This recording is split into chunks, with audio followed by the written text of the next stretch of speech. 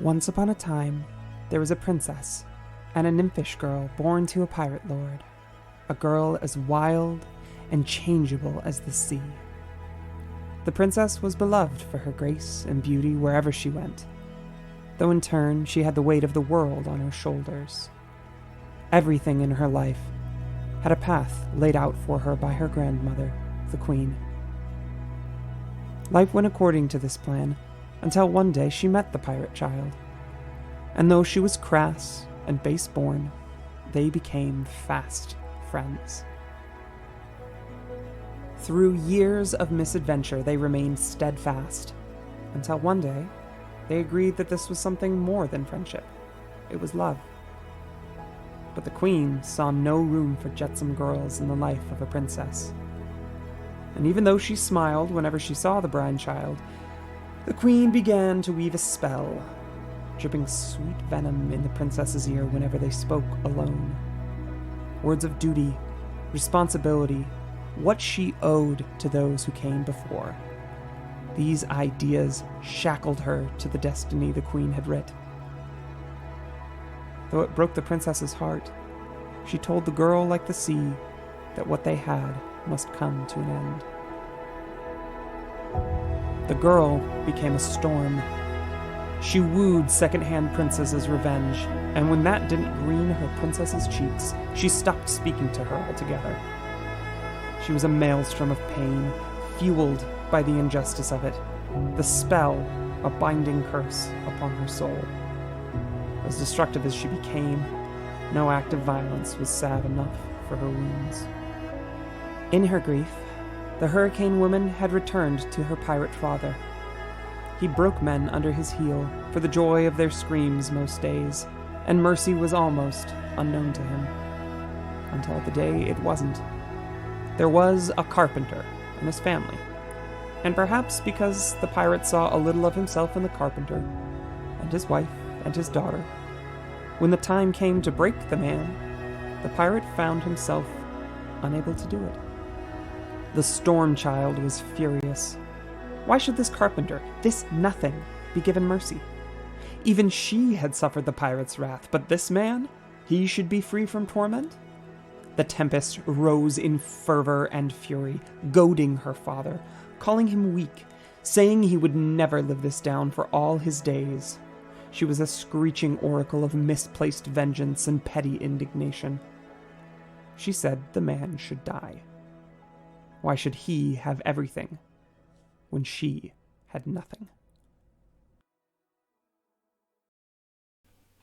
Last time on Madness Calls It Forth. After an attack by mysterious cultists, Ami Ortilia flees her home to hide at the Mere. A mysterious clairvoyant rift known only as Ariadne points the team in the direction of a philosophy professor at the university, leading Lexi and Father John to go undercover to investigate the cult of the God King. While those two got deeper and deeper into the cult's ranks, Celine and Ami venture into the depths of Valerian's oddities and curiosities to learn more about the journey of alchemical transformation promised by Magnum Opus. Separately, they discover the 4 steps toward enlightenment as promised in Mathilde d'Aquino's The Alchemy of the Soul. Blackening stands for putrefaction. Whitening stands for purification. Yellowing stands for awakening. And reddening stands for transformation. And they find out just the right time that transformation means stripping someone of their mythos essence to return them to a life as a sleeper. Escaping with an indoctrinated Graham, they may have slowed down the cult's activities and learned about their nefarious plans, but they still haven't taken it down completely. We see Lexi at a desk in her apartment, surrounded by crumpled paper, her fingers stained with ink. She writes a letter, sighs, throwing it toward an overfilled wastebasket, and starts again. Dear John, when they let me out of prison, they kept saying the same phrase to me. You've paid your debt to society. I thought it was bullshit, even back then. I thought I was just paying the price for fucking up and getting caught. That was my dad talking, though. He taught me that the only way to avoid getting hurt was by clawing your way to the top, through anything and anyone who might try to fuck with you. It took a long time, Graham's whole life till now, in fact, for me to realize that all my old man taught me was how to push my suffering onto others. I can't have paid my debts until I look the carnage I wrought in the eyes. And no amount of time behind bars was going to help me do that. So this is me trying to make things right. I am responsible for what happened to your family that night. I may not have put the bomb in the car, but if I hadn't interfered, Samantha and Lizzie, they'd still be here. If you'd asked me back when all this started if I fully understood what I had done all those years ago, I would have said yes. I would have said that I understood it the moment I first felt Graham's legs kick. I would have said I understood it when I met him for the first time. And all over again when he first skinned his knee on the playground. I was so wrong.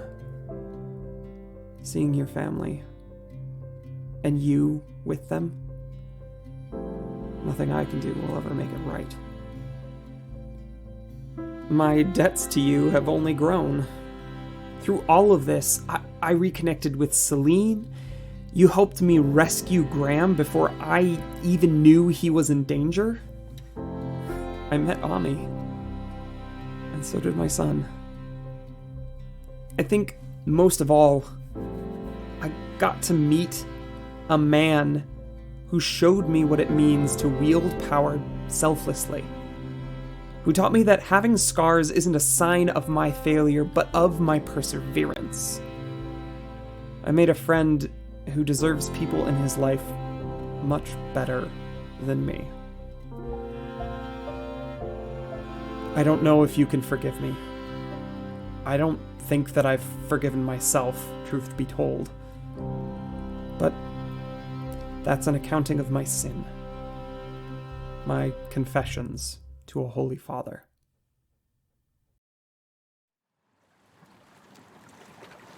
She swears under her breath. She is about to crumple the letter, but thinks better of it.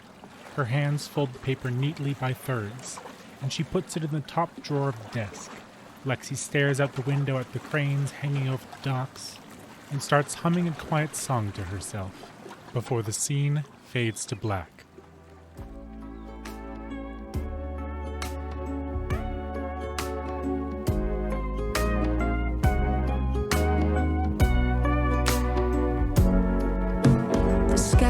Gray times are changing. This is the end of everything, but it's hard to say goodbye. In my dreams, we were meant to be, but everything feels wrong. Just doesn't feel right.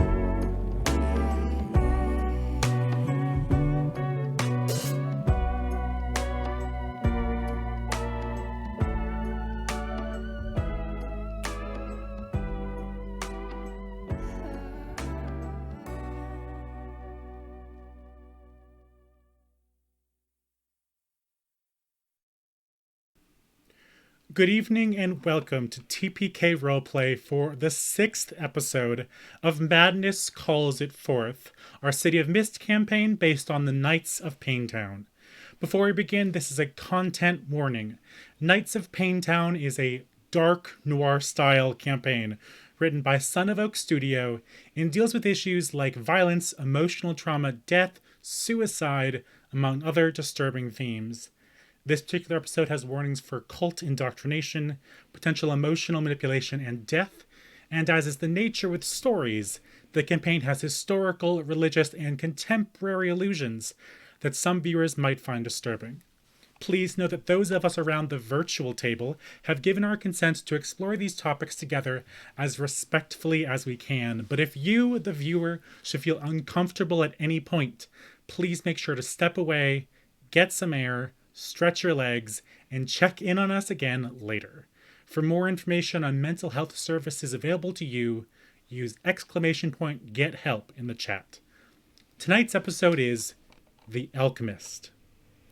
Just like every time, it has been about a month since we've last seen our adventurers, so I'm going to start with Lexi, who happens to be in the wrong place. We'll fix that momentarily, and Lexi, you can let me know what you've been doing in your downtime. Oh, that fixed it. How perfect.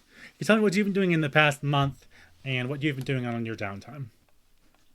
So, over the last month, Lexi has been slowly, pulling herself away from the community around her. It's at once a sort of conscious transition, but also a sort of metaphysical one. People just stop noticing her the way that they used to in a lot of public settings. So she'll walk right by people on the stoop and they don't see her go in to her apartment unless she specifically talks to them.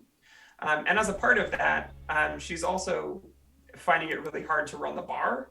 So she's been calling in Graham to help her keep it open, along with some other staff. In that time, she's also been writing a lot of letters.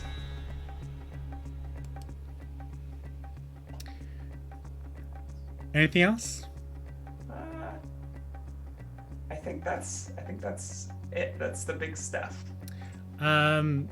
Cinematically, that's what we see. We see the monologues and whatnot. But also, game-wise, you are working on your secret pain, right? Mm-hmm. So you're one step closer to resolving it. And we may be doing a slightly adapted version from what the book says because of our schedule, but we'll see more on that in the future, I'm sure. Next up, I want to talk to Father John. Hey. So, for the past month, John's kind of been getting back into things at the church. He's kind of stepping in and doing more than he was for the past month. He's starting to help out with the sermons. He's gotten a couple sermons in himself, but for the most part, he's still not gone 100%, especially because he's been trying to help take care of Martha in her current state since she had met her fate at the factory and is kind of, I don't know if we came up with a term for what happens when you're there, but he's also been doing a lot of kind of research to look more into what might have happened with the cult, where they might have gone, specifically checking in about the professor, maybe seeing, if he was a professor, maybe people might know some things about where he could have gone, or, finding some kind of links to try and see maybe where our next step might be, because he did get away at the end there at the last adventure. Gotcha.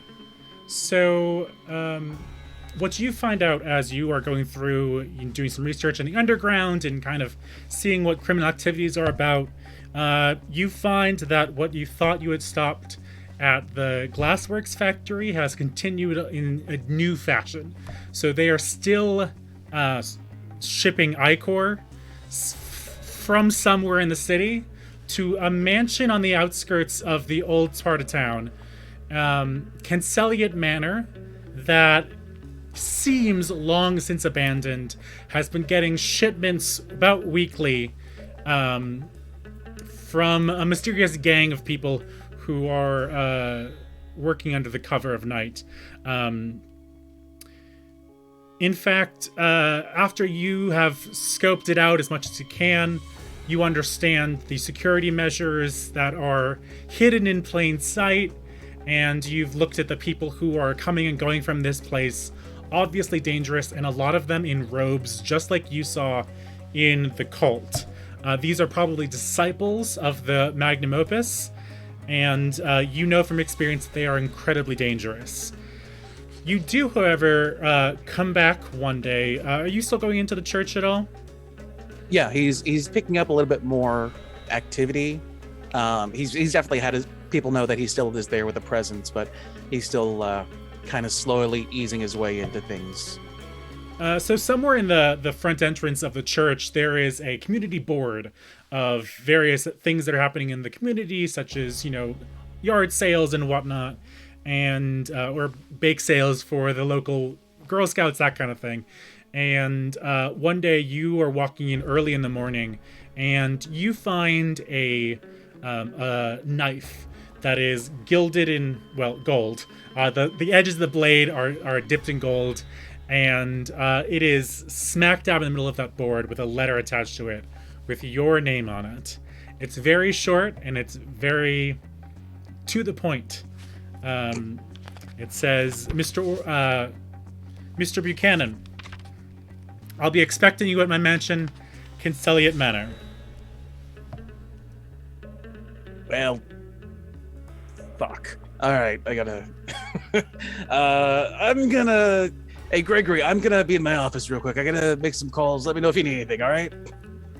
And with that, we fade to catching up on Celine Caliburn.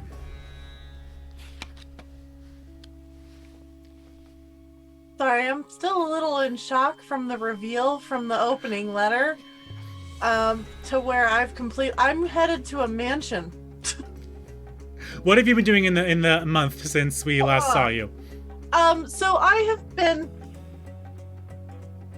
using all of my contacts. I have a lot of open free clinics in the shadier, more rundown parts of the city, and I have been using all of my network of contacts there, as well as my higher upper crust sort of connections, to just find out as many whisperings as I can about what is going on in this city. I want to know, anything that anyone can bring me about this Payne person and what he is doing, his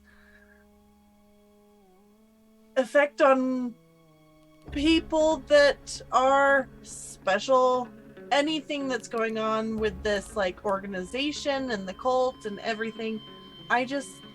At this point, I'll take anything I can get and follow the thread to where it will eventually lead. Working the case gives you 3 clues. You can ask me 3 questions about the case. Do you have 3 questions you want to ask, or should I go off the ones you sent me in chat? I would like you to go off the ones I sent you in chat. Well, in our pre-live, yes. So let me go find them real quick if I can. But I believe you asked a couple of questions about where we're going this time. Let's see. Do you want me to... If you wouldn't mind. Okay, here we go. I would like to know more about this organization. So you're talking about the cult, I assume? Yes. Well, and my bet is that it's not just a cult. It's an actual organization. There's someone with a business mind behind this, or at least tied to it, organizing this whole thing. Cults don't spring up. There's a well-connected, rich person behind them. Your other questions were, I want to know more about this man supposedly at the top of the cult and what he's doing, and I would like to know more about how that ties into us and our powers. Yes. So what I'll say is I'll answer these questions based on, pardon me, both what you've experienced in the case and what people are able to tell you about what's happening. First off, from what you can piece together from the cases that have revolved around this cult, you can tell that this cult is very obviously seeking out and ruining the lives of rifts in the city. You saw in the furnace that they were taking in rifts and drawing them to a furnace where they were able to strip their mythos essence from them, essentially. And when you pulled that apart, they shifted focus a bit. And they started, they moved the furnace into the cult base that the four of you eventually saw all together, where they were doing the same basic principle, but also they were converting sleepers into myths to strip them away from their essence.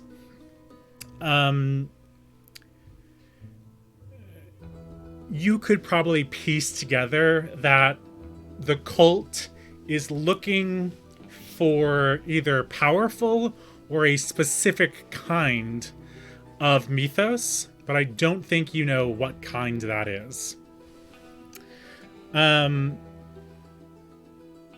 Whereas the cult was kind of anyone who could pass through their resources. The candy operation was any rift at all. And so they've been trying to narrowing down who they are looking for. If you're looking into the actual person behind it all, I'll say that you get a call from Father John, and he tells you that he is expected at Canseliet Manor in the coming days. And so you decide to look into this a little more with the information that John gives you. What you find is, let's see.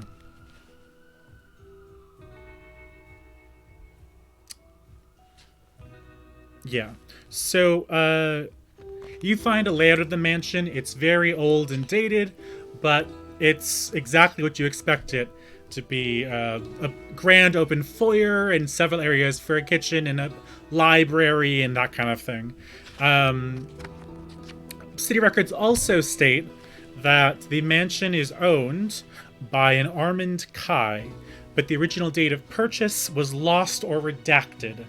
You're not sure if it was simply due to time or because of the mist. But from what you can tell, Armand Kai is either dead or well over 100 years old. He bought the mansion over a century ago. And what was the last question? How it all ties. I answered how it all ties together, and who this man is. You can. I'll give you one more little bit of Armand Kai knowledge. From what you can tell, his early years were well known. He was a mysticist and a scientist interested in the occult, and everything looks fine until his middle age, where he seems to disappear. He locked himself in his mansion and was never seen again. Did I miss anything, Celine? So am I to infer that he is the man at the top of all this? I think you probably could put that together. Between John's recon into what they're doing at the mansion, and all the connections to the cult, you can probably tell it is him. It's also believed from your research at Valyrians that Matilda Diacchino, who wrote the Alchemy of the Soul, may have been a little altered by someone, probably Armand Kai. You don't know how long ago he did that, but it certainly wasn't the original text, as far as you could tell from your research. Okay. Okay. Unless anyone has any final scenes they want to do. Did Ami get a chance to go? Oh, right. Ami's next. So sorry about that. Ami, please. It's been a month since we've last seen you. What have you been doing in the time since then? I thought for a second you were gonna like pull something, and I was gonna be like, I'm not ready. I'm not ready. I'm gonna pull something, but I forgot about it until just now. Yeah, so Ami has been probably after everything that happened about a month ago, she has been like overly kind of quote unquote like doomsday prepping. Gotcha. So she is kind of like collecting things. She has gotten a new place. Like her parents set her up in like a new little apartment and the whole 9 yards because of the gas leak and, you know, all of that good stuff. But she has been like putting her whole quote unquote her old life back together, and like as her parents wanted her to, as well as kind of doing background work of like getting small little like similar things to air tags that people can put in their pockets so that we're not losing people, and like getting like, you know, like little, think like she's trying to behave like Q from James Bond, like, and getting kind of techie because she's trying to figure out like what this image that she keeps having is actually going to entail, and wants to make sure that she can like protect the people around her. So she's doing a lot of that. Cool. I'm gonna say, just because I think the illusion is fun, do you want to buy everyone some wing tags? Yeah. Ba-dum-ching. Yes, exactly. Like things like that, you know? She'll buy like the new set of sneakers, and if they happen to have like little wings on the back, that'd be sweet. Whatever, no big deal. Bloody DOS gives you wings. Smush all of the brands together. But she's like trying to get herself together in preparation of whatever is coming. Gotcha. Or what she feels like is inevitably happening, but she's not sure what exactly that looks like. So for those of you who know this, the thing that she's exploring is her mythos of like, what is the riot? Gotcha. Speaking of the riot, we're going to go into that in just a moment. I will also say that you mentioned you want to look into a relic. Because that is its own theme card, we'll wait a bit on that in case things go wrong today. But not saying they will, but not saying they won't. Yeah, sure. I'm going to answer a question about your mystery a little bit, or at least allude to it. Let me find just the right music for this.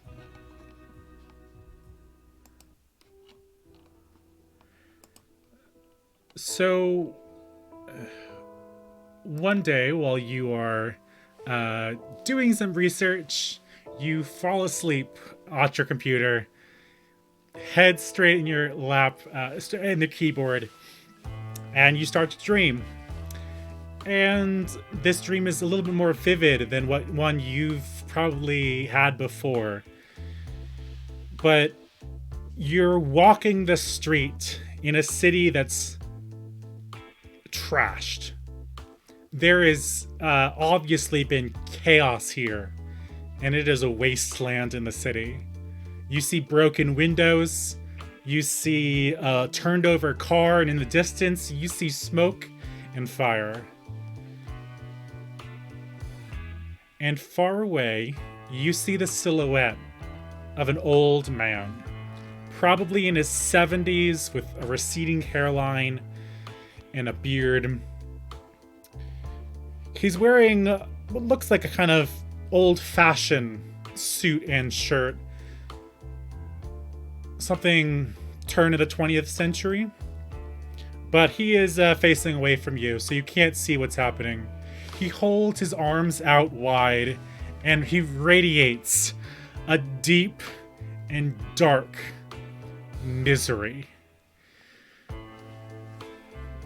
You feel the hot wind whirling around you, and you can hear screams and sirens in the distance. This is the riot you've seen a couple of times before. And yet, when he looks around behind him and sees you, you can see something in his eyes, even from a distance. It's not hatred. It's not misery. It's a pleading cry for help. And just as quickly as that dream started, it vanishes, all in one go. And you are plunged into darkness and absolute silence. And you find yourself in the morning light of not one, but two suns. And they rise up over a very similar city to the one you just saw. But this time, it's colorful in a mishmash of styles. It's anachronistic in any way possible. And there are mystical beasts flying in the suns. And this time in the distance, you see not one figure, but two. And one of them turns to you and laughs so loud that you wake up instantly. Back in your room, it has gotten dark. You've been there for quite a few more hours than you expected to. And you're not totally sure what just happened. But you know it was something to do with the riots. Not one, but two.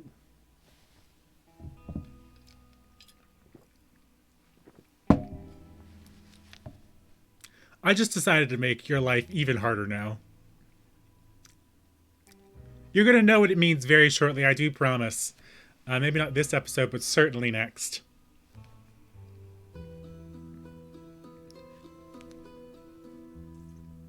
Check. Okay. Yeah, she will jerk herself awake and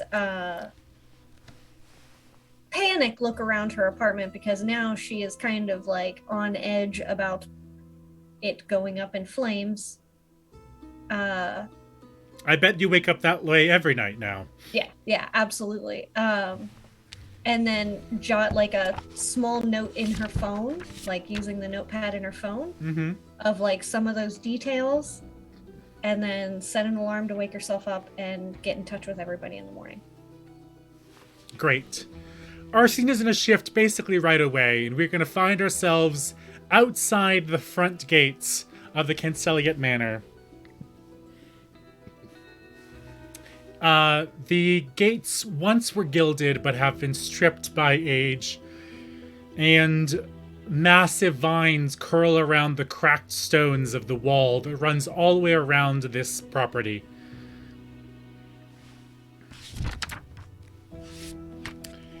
Let's see.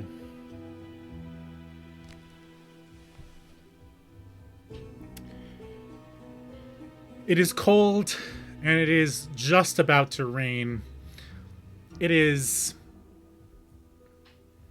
snowed a couple times in the last month, but the snow is melted most of the way until you just have those slushy clumps in parking lots and the sides of streets. And the drive up to this manor has not been well maintained. And as the breeze comes in, you see that the front gate is slowly shifting in the breeze. What do you want to do? So we know this is a trap, right? Am I the only one that gets that? No, everything. I would love to Usually. be an optimist here, but you are probably correct. Before we all end up inevitably in a mess, she will hand out her makeshift air tags and ask that everyone can you just put these in a pocket? I'll only ask that when we do these things, obviously don't keep them on you all the time, but in case we need to find you, this will just right to you. I'll take it and I'll put it in my wallet. Is this okay? That's all right. Direct into the bra. Sure. Yep. I thought I'd put it behind the collar, but I need some double sticky tape for that. No one checks the collar. I will tuck it under my watch, much like in the way women will tuck their handkerchief into their watch. Is that what they do? It feels dated, My but grandma does it. I'll take it. Sure. Mm-hmm. Perfect.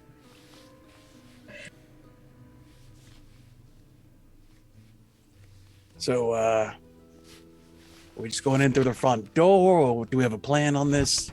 We probably should have talked about this on the drive up. It was just awkward. Just complete silence. How's everyone doing? To be fair, You all right? I was on a call. I'm very sorry. Work calls, they need me when they need me. Yeah, no worries. Yeah. As someone with a day job as well, who has to work on Sundays, I get it. I am well, though, considering everything. How are you, John? I can't complain. Trying to do more with the church, get ease back in, trying to help out Martha as best as I can. But, c'est la vie, I guess.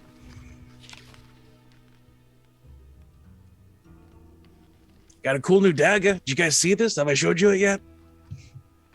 Why did you get a dagger? Oh, they Martin Luther did onto my bulletin board at the church with a note. Such a good reference. Yep. That's a good one. Thank you. Ominous, but good. Yep. I don't know if it's real gold or not, but it's cool looking. Does it... And Celine will hold up her wrist. Does it do anything? I don't think so. I don't even know it's just real gold, but it's cool looking. I appreciated the sound effects, though. Thank you.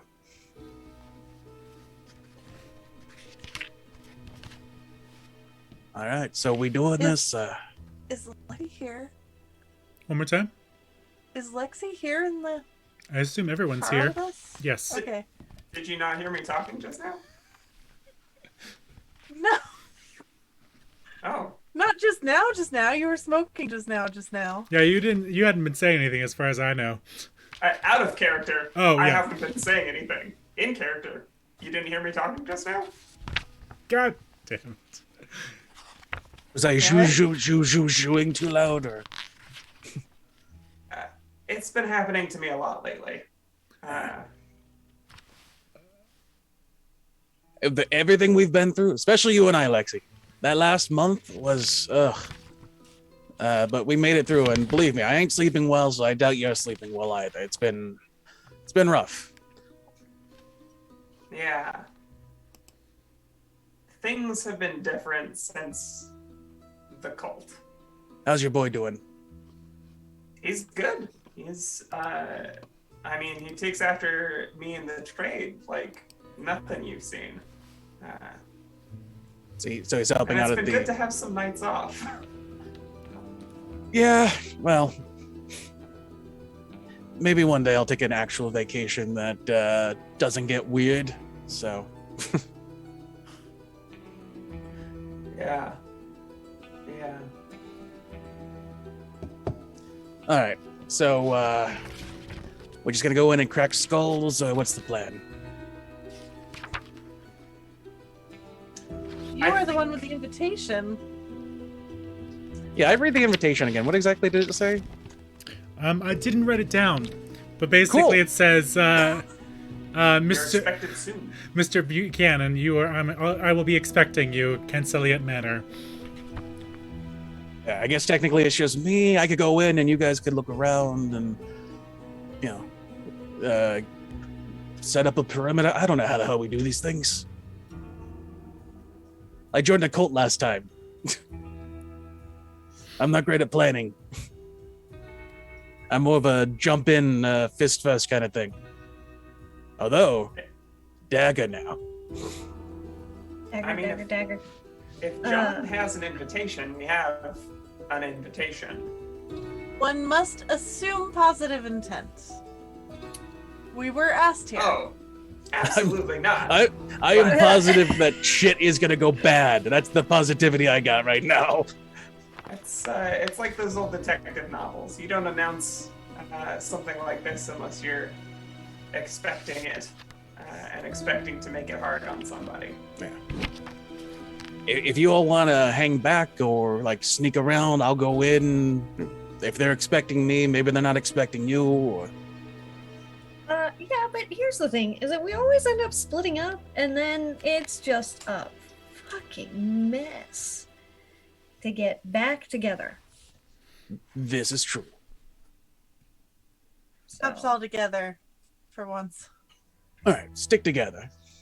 I can be good with that. They didn't say to come alone, so They should specify if there is or is not a +1. it's their fault, really. This Or is true. +3. Well, sure. All I right, hope there's a vegetarian option, and she will just start walking. yeah. John starts walking up. So you gonna walk up the main path then? Yeah. Okay. I will say, John, as the person who did some recon, you know that several things about the security of this place. There is a 12-foot high stone wall that encircles the perimeter of the facility. There are sometimes police officers who patrol the area as part of their patrol of the old district. You also know that the back end of the mansion is almost always guarded by someone, disciples of the cult most likely. And you also probably heard from people who either attempted to rob the building or some of your darker, more mysterious contacts, that there are magical wards as well as these thick, mucky pits that surround the mansion. You should avoid them at all costs. But you do note that the front entrance seems to be unguarded at the moment. All right. As we're walking up, Celine's actually gonna hang back next to Lexi, and I will just let my hand kind of brush against yours as we're walking, and I will just kind of look at you, saying anything because the others are not that much further ahead of us, but just kind of raising my eyebrow at you, indicating that, like, that was a little weird, and I'm gonna ask you about it later. Yeah, Lexi's will like lace her fingers in yours and will kind of like nod and shrug at the same time. Okay. As you approach the front entrance to the mansion, the columns are crumbling and the large innate wooden door creaks open very slowly as you enter the house. You find yourself in the foyer of the mansion. The foyer, once grand and impressive, stands in shambles. Worse yet, it is covered in piles of pitchy filth that reeks of rotten flesh, mold, feces, and every other noxious odor imaginable.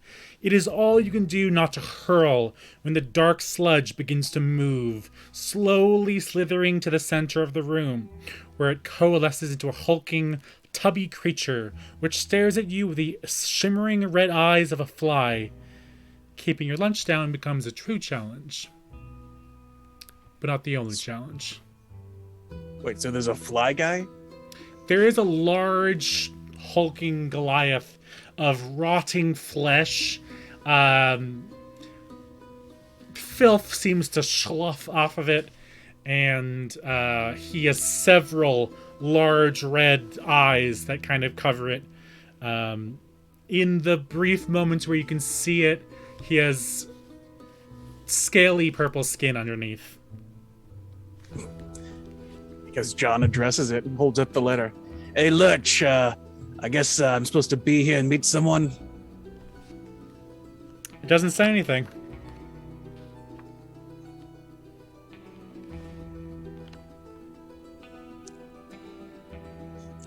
I guess we're gonna go this way.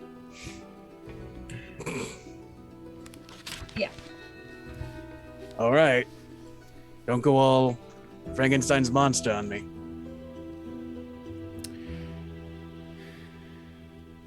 Where are you guys going? I would say Than the man. there are several large staircases that lead up to the second floor, as well as several doors on this floor that lead to different rooms.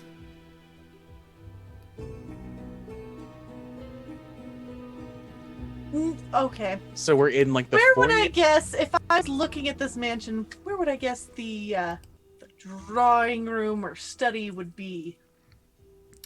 I'm just gonna open the nearest door. Yeah.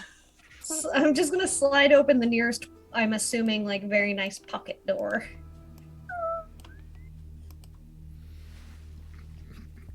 Ami, you go to open the door and you feel something curl itself around your ankle. I will drop the door and say, all right, won't no touchy. In fact, as soon as you do, all of the door is slammed shut. And the curling slime wraps its way around your leg. Yeah, of course it will. Can I use a move to get out of it? Or does it got me? First thing I'm going to do is ask you, what is Ami's greatest failing, darkness, or transgression? You must answer honestly, because it will know whether you tell us or not. All right. So her biggest transgression, probably, or the one that she identifies as her biggest transgression, would be after her grandmother had her accident and ended up bedridden. In between all of that, she was at her grandmother's house, and her grandmother asked her to help her to the kitchen. And Ami, attempting to use some of her quote-unquote power to help her move easily and move quicker, she ended up actually her grandmother ended up falling and hurting herself and breaking two bones, one in her arm and one in her lower leg. And it ended up taking Ami a really long time because something ended up happening with her power. She ended up hurting her grandmother before she could go back there to face her again. She couldn't lift her up to help her get her up off the floor, had to call 911, and of all people, genuinely felt like she had not just physically hurt her grandmother, but emotionally wounded her as well. You feel as this thing grapples onto you, not just a sensation of this thing tapping into your dark side, but also a compulsion to confess this. Now you can either confront it or confess it out loud. The urge to tell everyone in this room that your powers could very easily hurt them all.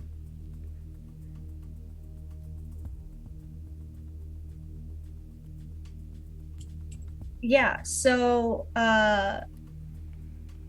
Ami would try to probably fight it for a second, because this is like the thing that motivates her to, like, she doesn't want to hurt people, so her whole motivation is to not do that.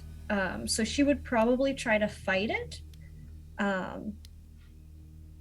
Okay. Because she does not want to admit that that is something that she's capable of, even though she knows that she is. I'm going to have to ask you to face danger, please. Yeah, okay. I hear you. And I can't use any of my tags because... You can use your abilities. Oh, okay. So when you face danger, you're going to use your abilities to avoid an incoming hit, endure harm, resist a malign influence, or hold it together. I'm going to name a status with its tag and tier. You're going to take Emotional Struggle 3 if you fail this roll. Okay, so question about my, because you can see my character sheet, right? Mm-hmm. Proper. Mm-hmm. Why are all my, on my space-time warping 1, why can't I click any of my... Are they burned? I don't believe so. I mean, it had, but I don't remember. I don't remember doing that. Did I burn that? Like, because I don't remember doing that. That's why I'm asking. Absolutely no idea what happened there. Yeah, if you may have also clicked those. Well, you burned all of them, so either you tried to use them and hit that instead of clicking the checkmark box, or you burned all of the... You know what? I think you did. You burned all of your... Did you try Please to stop remind holding me. back? Yeah, I think you tried stop holding back for some reason. I forget what it was. Because stop holding back will cause you to burn all the power tags on a single theme. I don't remember doing that. That's why I'm asking. Just ignore it. You can unclick them right now. I forget what you did. I don't want to do that. So I'll just leave them. Oh, okay. Okay. You clicked. Okay, just so much clicking. I don't want to like meta this so much. If there's something that I legitimately did last game, I should know this as the GM. I forget. I'm gonna say you worked through it and you were able to. You can remove them. If anyone else does, because I'm saying it for Ami, I can say for everyone else. If you have any burnt power tags, feel free to pull them back. Okay, so I'll use a couple of my tags. I'll be sure to remember this next time, though. Well, I have my notebook this time, so I'll write it too. I'm sorry. I feel like there was something, but I don't remember burning all of them. So, but I could also just not be remembering it. I'm gonna try to use my spatial awareness and my can you feel that like kind of can you feel that coming sort of thing. I'm going to invoke your weakness tag of malign influence. Yeah. As soon as you try to resist this, you feel your powers start to fight back just as much. You can mark attention because if you're rolling with your weakness tag. Yeah. Okay. You know what? I'm gonna be a real... Did you already roll yet? No, I haven't. Go ahead. I'm also marking your weakness tag tries too hard. Oh, fuck. Because that feels appropriate for what you're does. trying to do right now. You can also mark attention on that one. Yeah. Okay. On your theme card that is evidently called Hip Stir. Yeah, I don't know why it's called that. Yeah, I got a 7. Okay, that's not terrible. Don't worry about that too much. On a 7 from face danger, you're going to take a -1 to that tier. So you're gonna take emotionally distraught 2, and unfortunately, I mean, because you didn't completely pull it off, I'm gonna say that your character is compelled completely to release that confession. Feel free to phrase it however you like, but you are brought down to your knees, and like bile coming up from your stomach, you feel the confession coming out of you before you have the ability to control it. You can weaken it a little bit because you were able to face danger some of the way, but you decide what Ami says. Yeah, she will drop to her knees, and you will see her get physically like welling up, and like trying to like deep breathe and calm herself down. But she will kind of like angrily turn towards everybody, and kind of make a direct face at Celine, and just say, you have got to promise me, if I ever make a move to hurt any of you, you will use your weapon on me. And just kind of like blurt it out, and then just like just drop the subject. Did any of us see said spooky tentacle? I'd say now you can.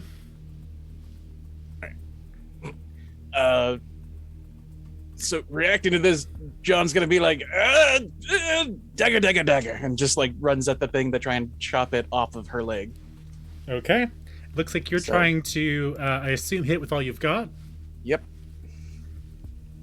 Use any relevant tags. Let me bring up your character sheet too, in case I feel like being a real ass. Please do. Let's see. I think I'm just gonna say devil may care and punch out lights. And would always watching our backs from the crew theme? Yeah, that works. That makes sense. Okay.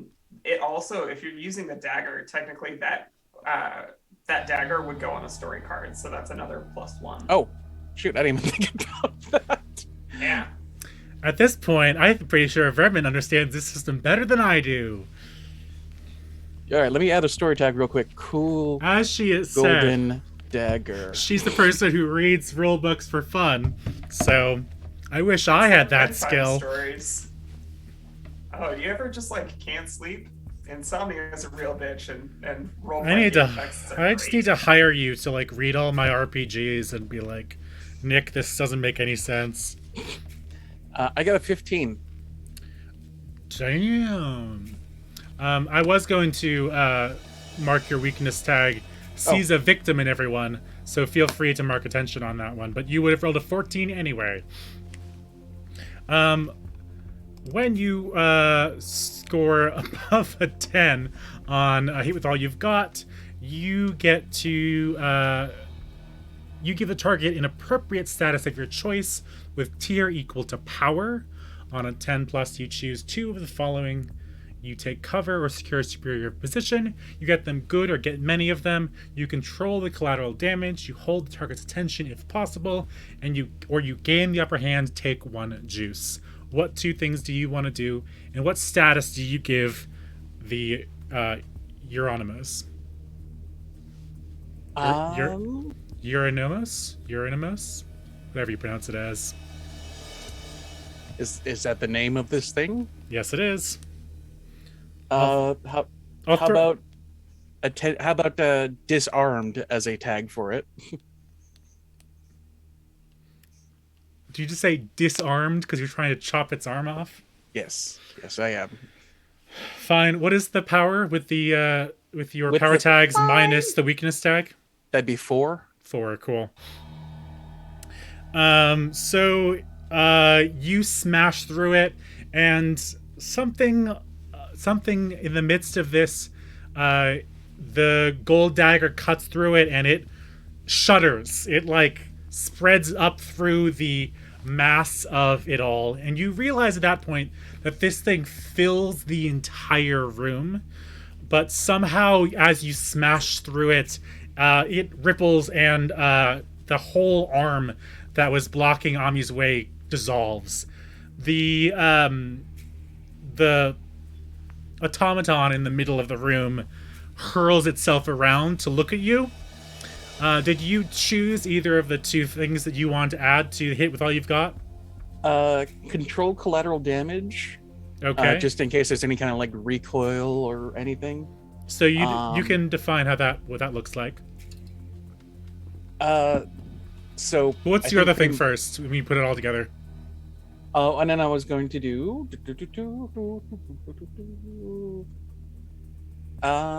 get the target's attention if possible. Get it off of Ami. That makes sense. It turns its head to look at you. What were you saying about controlling the collateral damage? Basically, I'm just trying to make sure no one else gets hurt or gets hit by this thing, whatever it is. Just because he like sees the panic and like the fear that was in Ami's eyes when she started blurting out this thing. Gotcha. So he just assumes this is not something you want to get hit with. Okay, so you somehow control the splatter so that it doesn't hit any of your friends, basically. Yeah. Okay. He has, however, seen you and is not very happy and is going to start lumbering towards John. Anyone want to do anything?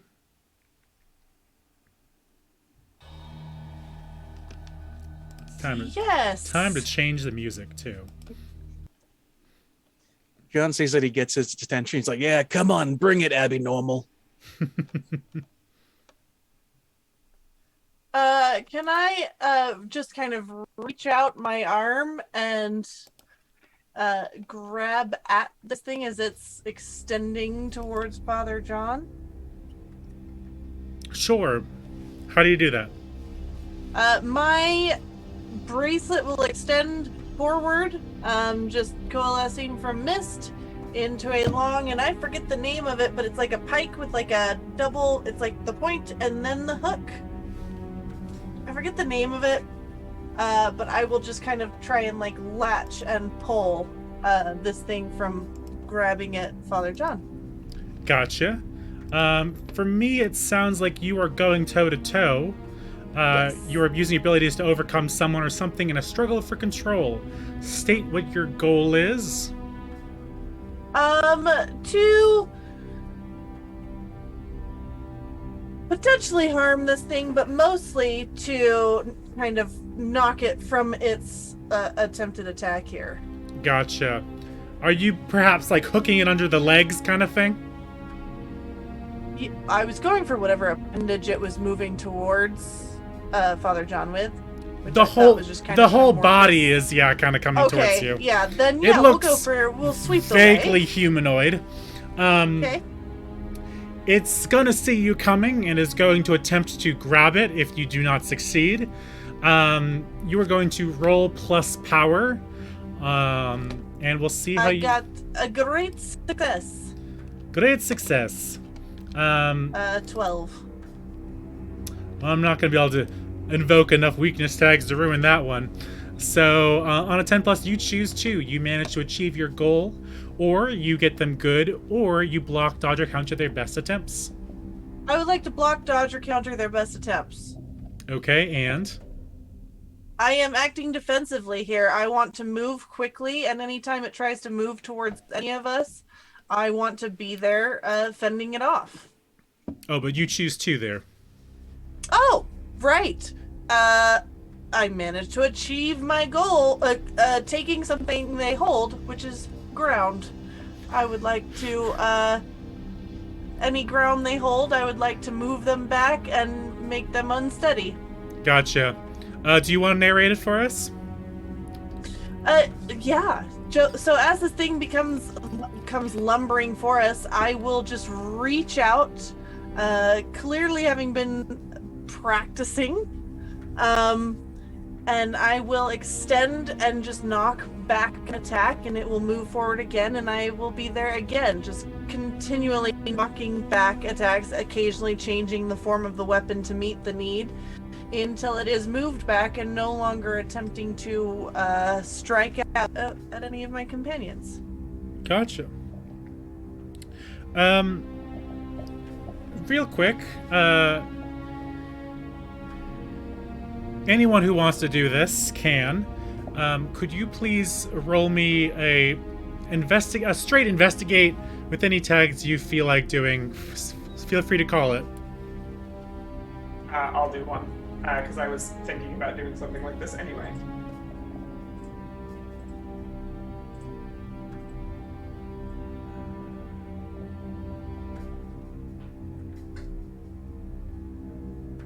Oh. I think I just got an 11. Excellent. Great success. Great success. I should just stop saying that. Do you? I don't think so. If you have any specific questions, I can answer those, but I do want to tell you one thing that you are going to pick up on rather quickly. As this scene is evolving, something's going to itch in the back of your brain throughout this entire encounter until you start to remember your time in the silo. The feeling of powerlessness, of being stripped bare, and you connect it with the teachings you found while in the commune, and with the other initiates. You realize that this feels very similar to the alchemical metaphor of blackening or putrefaction. Okay, so there's I think the thing that I want to start with is how much power did you roll? Questions, right? 3. So I have 3. We'll check off 1 for the one I just gave you, so you have 2 more clues you can ask if you want. How much human is left in there? Clarify. Typically the stuff that we're investigating and coming across in the process of our investigations is rifts. This is the most monstrous thing that we have seen to date. Mm-hmm. But like Lexi is trying to ground herself in the fact that like all of these things that we keep coming across are from people or are influenced by people. So is there a person inside here? The way that there's the rest of us are people. So to answer your question a little literally, the only human that you can see around you is the rotting flesh that seems to be surrounded this room. This isn't debris, this isn't mud, this is the remnants of whoever has stood in its way. But there doesn't seem to be a human behind this this creature. This is not a rift itself.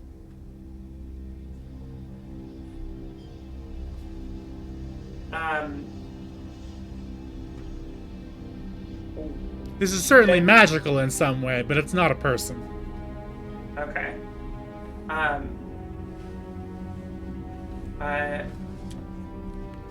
Then I guess the next question is, what's the best way to break it?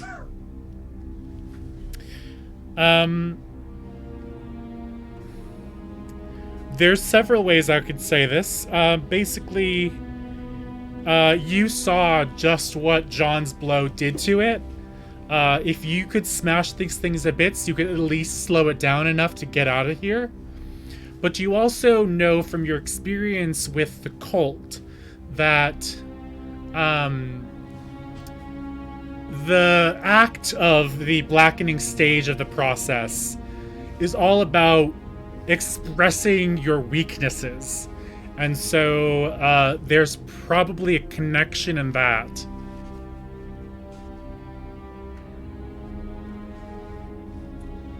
Well, this could go horribly wrong, but I think then what I want to do is I want to step in between Celine and this thing, and I want to just like reach my own hand out to commune with it. Do you touch it? Yeah. So as soon as you step in between it, it doesn't move against you specifically. But as you kind of goad it on and touch it yourself, you feel compelled in the same way Ami did. I'll ask you this as the GM. What is Lexi's greatest failing, darkness, or transgression? There are like 8 answers to that question. Maybe for story's sake, go with a darkness as opposed to a failing or a transgression. What's something you haven't faced that you worry could hurt others?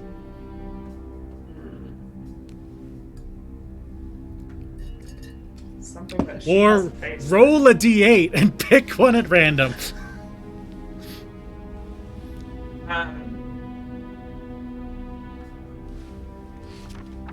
Yeah, I think the thing that's most pertinent in this moment, because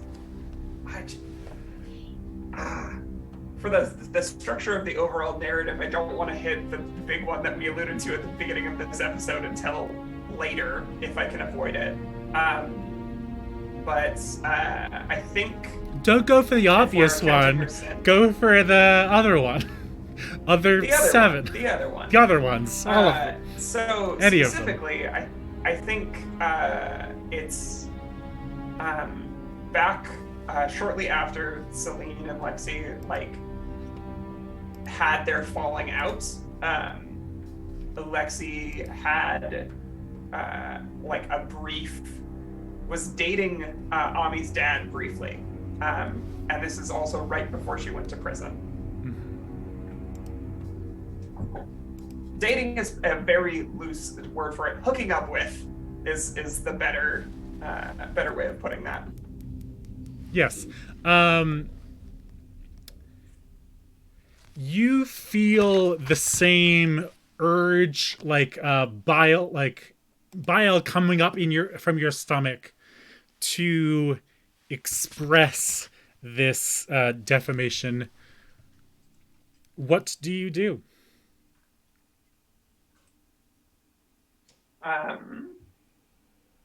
Yeah, I think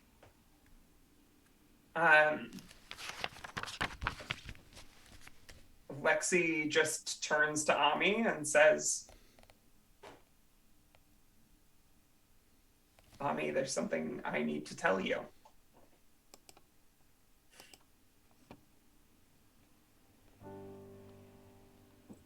Mm-hmm. Ami, as she turns to you, you can see that the ooze of this creature is slowly wrapping itself around her, but not in a dangerous way, in a way that it seems like Lexi is giving into the feelings you've already experienced. You got the bad side of the coin when you tried to resist it, and you're seeing something very different when Lexi turns to you. Lexi, what do you say? If you want to... if you acknowledge your fault, it's going to come out as genuine remorse and humility. What do you say?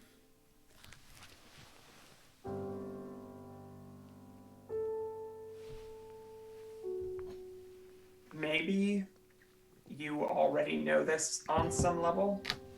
Maybe you don't. But you met my son a long time ago when we were a lot younger. I had an affair with your father. And I never told anybody about it besides to, and she turns to Celine at this point, besides to hurt people who could see us. But for me, it didn't end when I went to prison. Graham is your half-brother. And I think she's like, there's like a lot of emotions running through her. I think she like sheds a couple of quick tears. But she's scared clearly of like the honesty of the moment, but there's also just this like look of fear and then relief.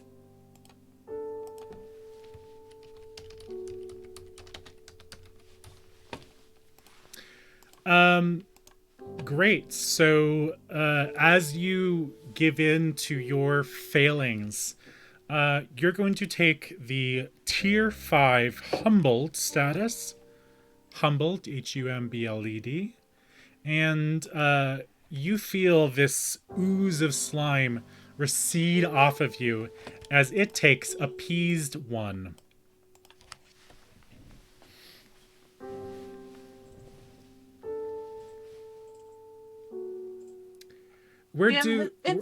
I've got it backed up away from the others, correct? Mm-hmm. Okay. It's you with Lexi in between, and it's kind of receded its tendrils away from her. But John has successfully heard it, and it has backed away from Ami, but is likely to recongeal if not dealt with. We are due for a break. Do we want to break here or finish up the rest of this scene?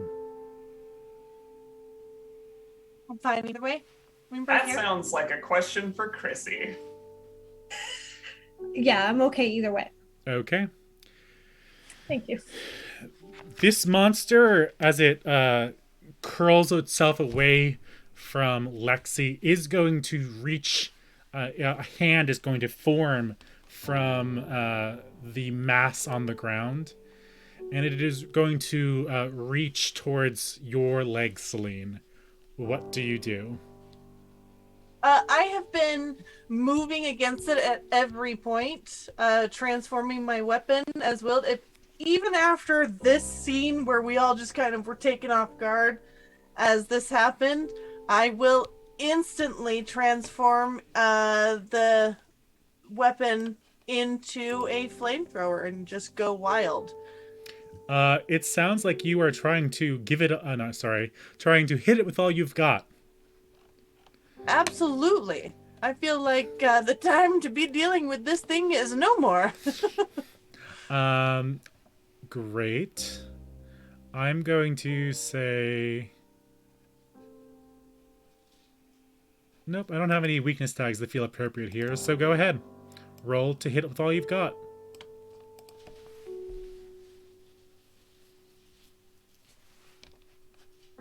A very great success. Result is 14. Excellent. So, follow along. What do you do?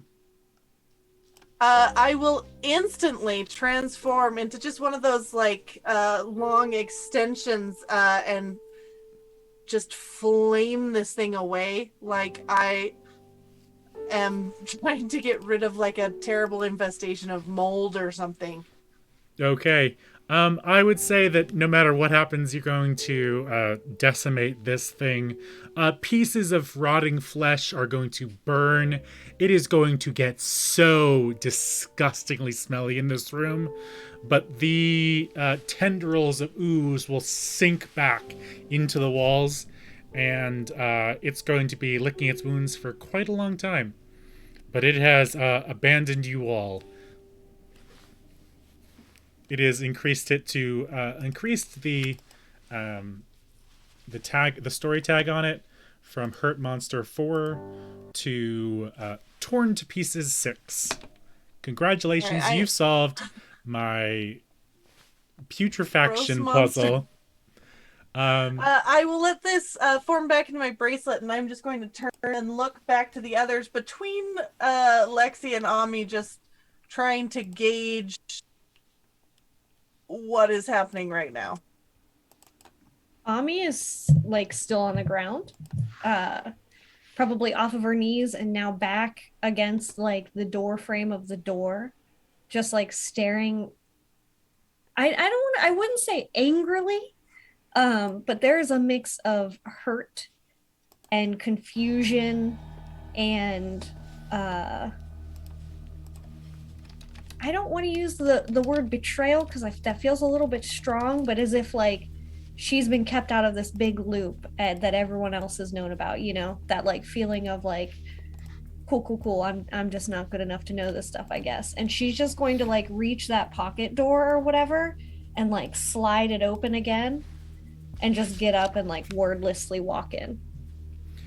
And with that, we're going to take a short break. Please join us in about 5 minutes as we continue our adventure into the Canseliet Manor.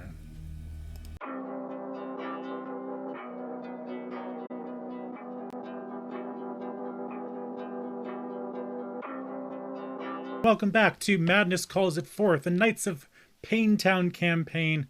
Sorry, a City of Mist campaign based on Knights of Paynetown.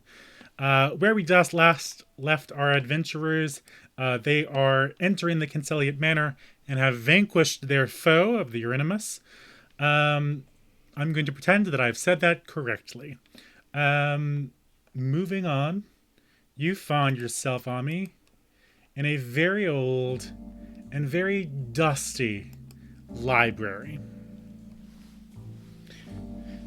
You can hear from from across the room. There is some people chatting and laughing, and some scraping sounds coming from the other room, as well as the further you get into this mansion, the hotter the room seems to get, and the louder the noises inside the house become. What do you do? I'll also give you this bit of flavor text. You walk into another room in the expansive mansion, only to find it with the same state as the others.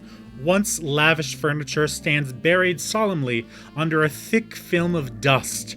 Bone-white sheets and curtains flutter in the wind, blowing through the floor cracks like they were ghosts of the past. Whatever life was lived here is long dead, its memory abandoned to oblivion. Now only a decaying memory remains. What do you do? Ami, again, is just going to slide open the door and do one of those, like, half-standing, like, drag herself into the room. And just kind of walk into the center and look around to see if there is any other creatures or people or anything. Okay. Are you doing a move? Are you investigating? I'm muted mostly. But if there's nothing glaringly in the room, she will definitely like walk towards bookcases, like do a little bit more of like an investigate move if there's nothing to be discerned immediately. Gotcha, yeah. You wander in, that's what you see is just like old furniture and bookcases. You do note that the bookcases seem to be spotty, as if either things have gone missing or someone has removed them and never replaced them. But there seems to be no one in this immediate location. Yeah, then she will definitely go over to some of the bookcases, even like if there's a desk, check out a desk, and investigate, yeah. Cool. If you want to roll to investigate for me, you can use any power tag you feel are appropriate while I bring up your character sheet again. I'm going to use overlook details. Cool. From your crew thing, I think. Yep. Yeah. And then... See, I want to use some of my mad hacker skills here, but I don't want to lie and try to make them work in a way that doesn't feel like it's real. Pretty sure that's not how books work. I know. But Exactly. like linguistic loopholes are still linguistic loopholes. I'm just saying. I'm glad Lexi gets me. So she will use her spatial awareness to kind of like do like the eye check. It's kind of like speed reading to see if there's anything that kind of like really pops out at her for her attention. Great.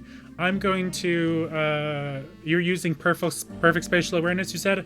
I'm going to evoke your weakness tag of disturbing flashes of the coming, what is this? Horror. Yeah.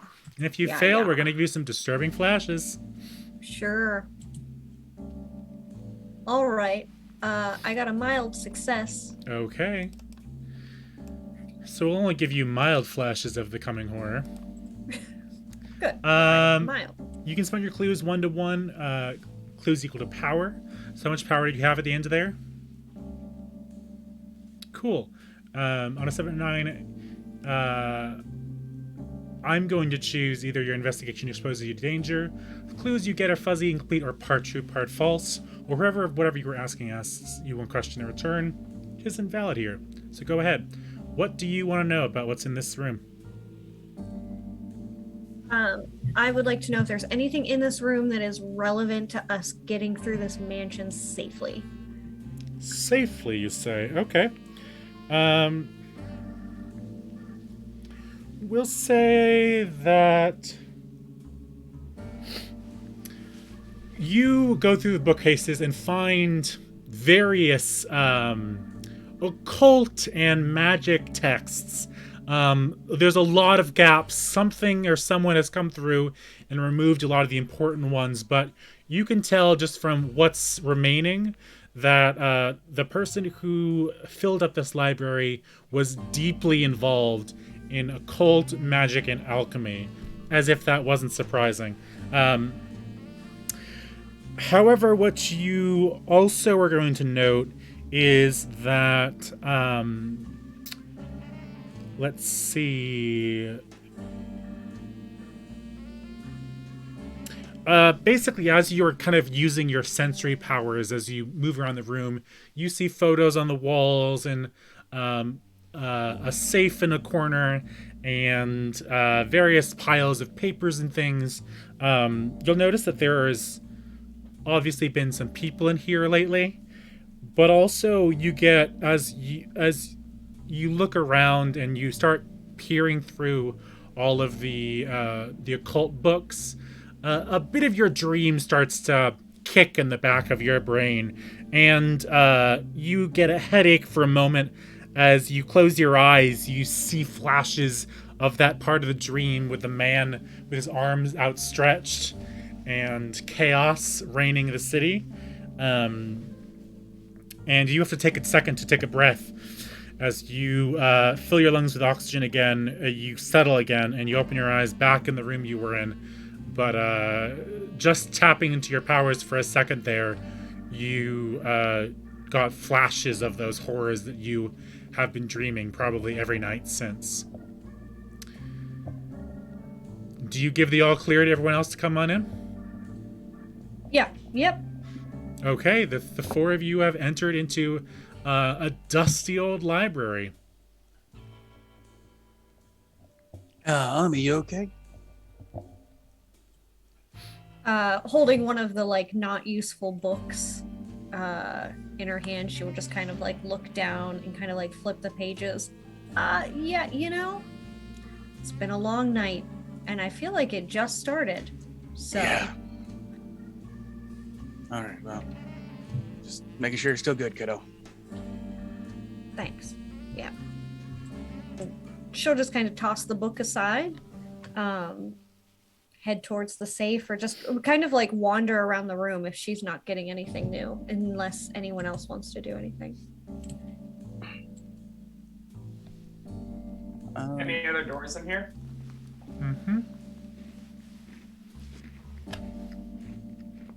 That's the wrong time to ask that question. I'm hoping you'd go on for a second more. So you can hear some clatter and noise behind one of the larger doors in the back of the room. There's also various paintings and pictures on the walls. There is a couple doors that lead either upstairs or into other side rooms, and If you want to give me a... if you want to roll me a sneak around, Lexi, I can reveal some other information for you. Oh, I would love to sneak around. I would say I don't like when my players say that, but honestly I do. So... really quick, just checking to see if, okay. Yeah, Lexi just kind of fades into the background as she does this. I don't know if everybody else even notices me moving through the room, just stepping between things that would otherwise block my path as I poke around. Okay. That's a 12. Excellent. So I'm going to say that as you are shifting through this room, your years of criminal activity and also a little bit of mystical power, you notice that there seems to be a hidden door in this space, just a slight crack in the wall, but a slight mark between bookcases. You realize that there's probably a hidden door hidden somewhere around here. With my roll, can I like step through it and open it from the other side?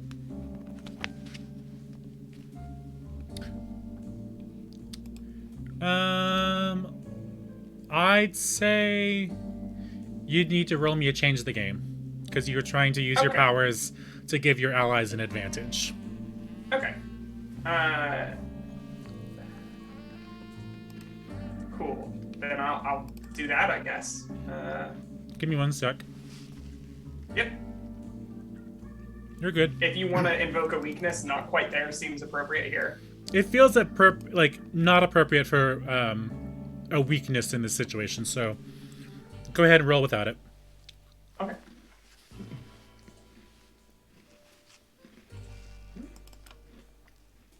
Yeah, that's a 12.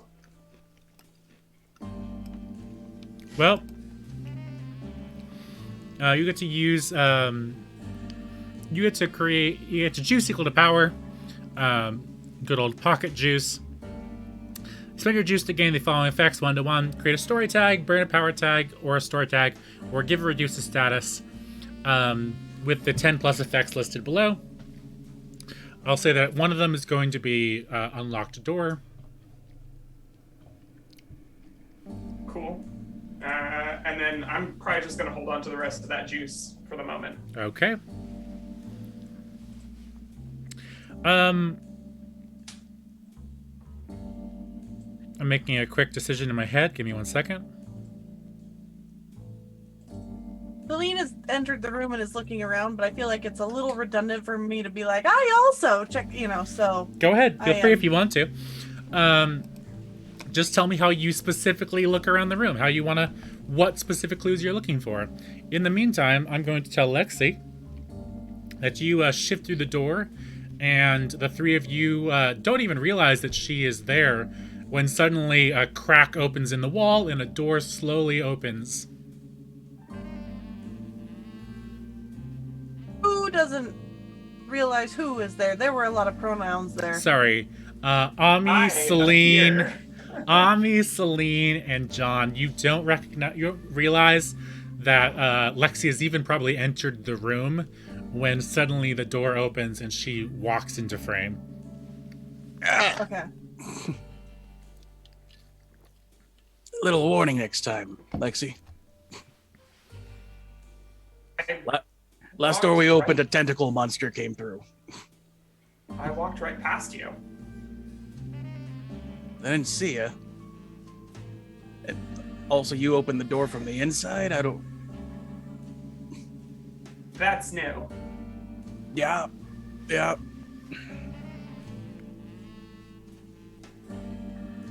All right. I guess revelations all around. Hey. Do you want to give me just some? Do you want me to give you just some generic clues, Celine? Or is there anything you're looking for specifically? I'm going around and there's a desk in here, right? Because it's a library. Correct. I will check all the usual spots for where a little secret latch would be. Press in the, like, you know, the medallion carving on the, you know, try and any of that, hearing for a click and then a secret drawer or whatever. And just checking the names of the books, seeing what stands out, or if anything stands out. Disturbance of dust, things like that. Titles that I would or would not recognize. Because you said it, and because it's cool as hell, I'm going to say that you do find a hidden latch somewhere on the desk. And as you click it into place, you hear something swing out of its way. Right behind you, there is a painting on the wall that is hiding a secret safe. It is old as heck, and you can try to crack it if you like. But as you are approaching the desk area, you also happen to notice that there are photos all over the wall, and they show a man in a striking suit with excellent style. They show him in his university days into when he takes a professorship. You see him surrounded by academics, and in fact, you notice one such person that's you are shocked to see is Dr. Crystal Knight is photographed among Armand Kai. Some might know her as Dr. Esther Monahan, but in one of his university day photos, you can see them side by side. You see pictures of a man. He grows to his middle age, and then as you watch, he doesn't get much older in those photos. But they are covered in layers and layers of dust, and clearly someone has forgotten about him or his life.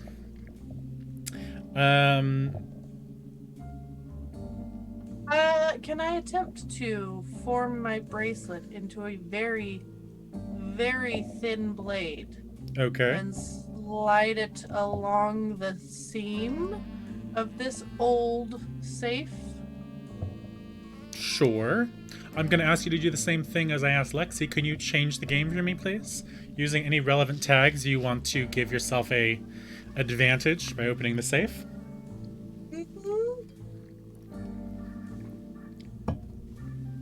You're just going to roll a 15. I don't know why I ask. I don't know. Maybe not. But possibly. Any reason we couldn't convert some of that juice into a safe combination? If you want to do it, go for it. I mean, like, feel free to roll, but we've got the juice, and I feel like one of the tags I invoked fits the situation, which is Then let's do it. a nose for what's beloved. Okay. Okay. You're going to use the one of your juice to create the story tag safe combination. Where do you find it?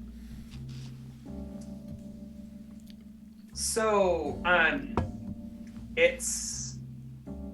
there's like a scrap of paper on the other side of this secret passage. It's tucked behind the handle, so only somebody who knew the house really well would be able to find it, but just kind of stapled to the backside of the wood on the door. There's a little 3-number combination. You open the safe, Celine. Inside, you're going to find various papers and academic scribblings. You also find the deed to the mansion that still says that Armand Kai owns the mansion. And it confirms that though the exact date is smudged, that this mansion was bought by Armand over 100 years ago. It also shows, you also find a few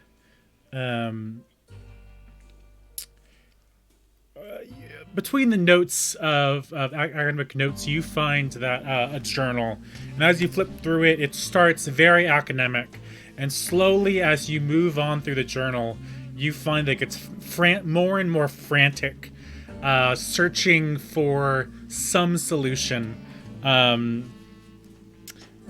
Every note seems to slowly turn into divination and alchemy by the end of this journal, until it is abandoned altogether about 3/4 of the way through. You find some extra photos and notes, and these seem to be newer photos than the ones on the wall, and yet he looks exactly the same.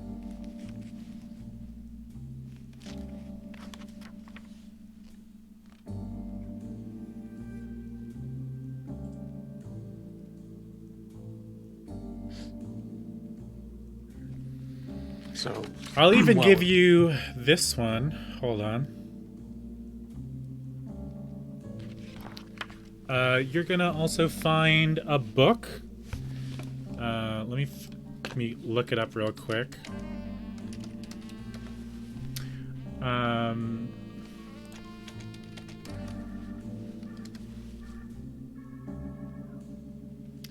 You're gonna find a book by Sir Thomas Malory. It is L'amour d'auteur.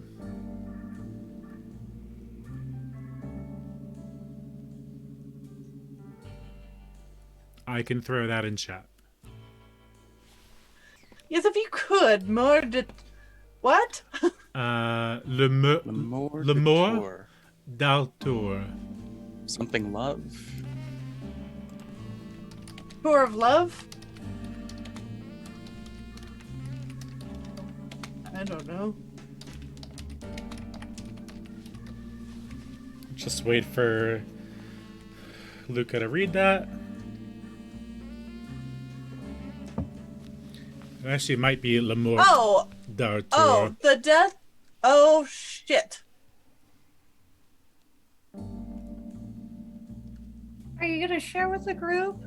It's in the Roll20 chat. Shit.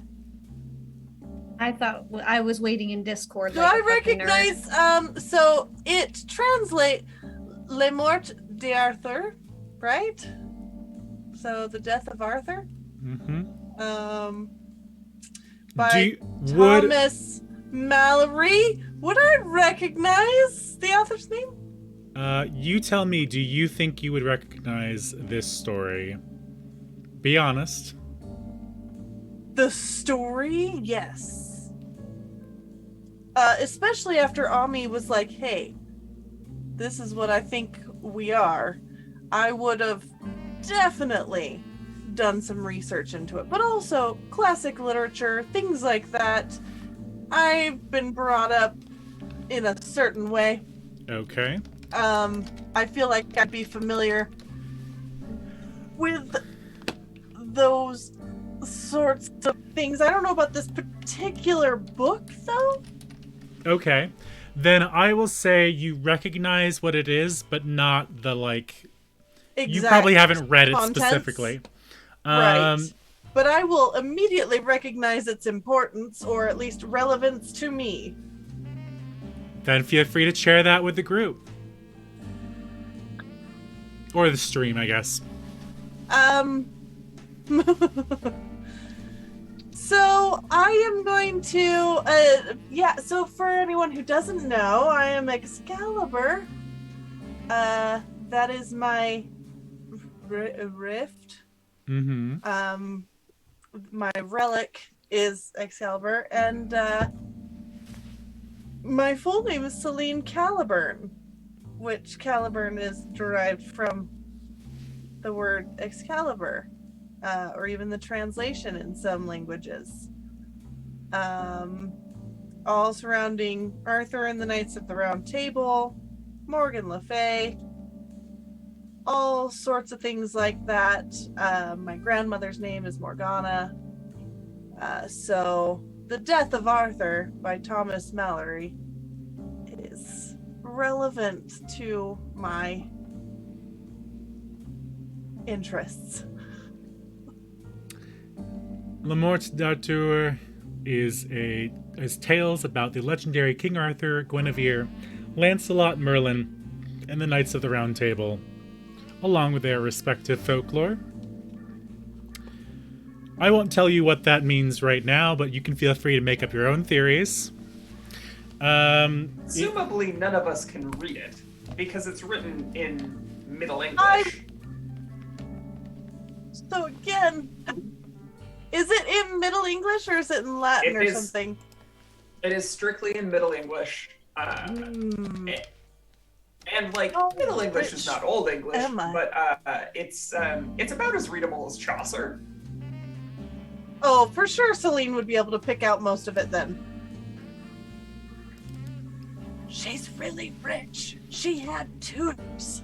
Well, then it's the story of King Arthur. She's probably one of those people that speaks Latin just for fun. Oh, really? What kind of Latin does Celine know? Kirk, help me. I know you're in chat. Anyway, yeah, so you just find this book. You said 4 characters: Arthur, Guinevere, Lancelot, and Merlin.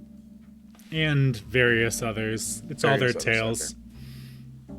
And it said, and the Knights of the Round Table, I think, was the last one. Mm-hmm. I may or may not have been reading off of Wikipedia. Because I decided to throw this in at the very last second. Let me roll that back for just a second. It's closer to Shakespearean English. My bad. I was going to say, 15th century isn't that bad. Okay. Depends on your opinions. Theater major. Oh yeah. Had to read a lot of weird shit. Anyway, the Shakespeare competitions Celine is in high going to school. pull that book, and just kind of open it and try and like see if there's any notes in the margins or any sort of anything from anyone that's read this in the past.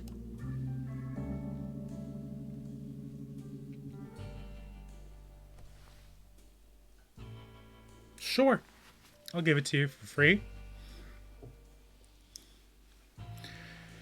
There's a lot of notes of any vague references, or there's lots of writing and scrawlings and ideas. But one thing you do find is lots of notes on the Holy Grail. Any reference in even the slightest way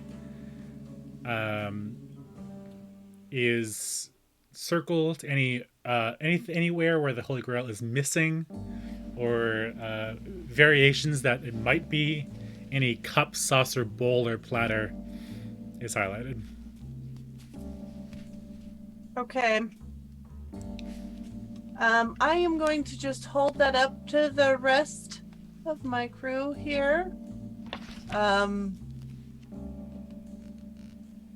Okay, here's an important question on a meta level. Mm-hmm. Has Ami told the rest of us that these powers are like linked to stories and myths? I think she might have a little bit in one of the episodes, but you can tell me, Ami.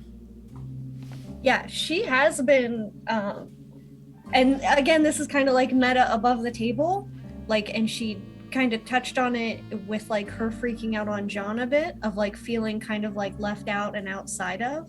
Like, she has attempted to insinuate some of these things, and those conversations have been kind of just like tossed to the side to do the big action move. So it was like, oh, all right, well, cool, all right, fuck me. So she has just kind of stopped, but she has continued in the background to explore them in depth. That's basically all she's done in the background, is continue to explore all of it.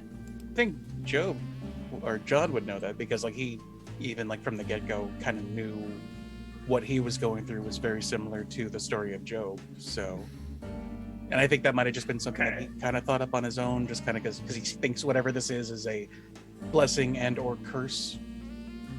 Because there were a lot of conversations in the beginning where Ami was the one who had the most connection to the mythos.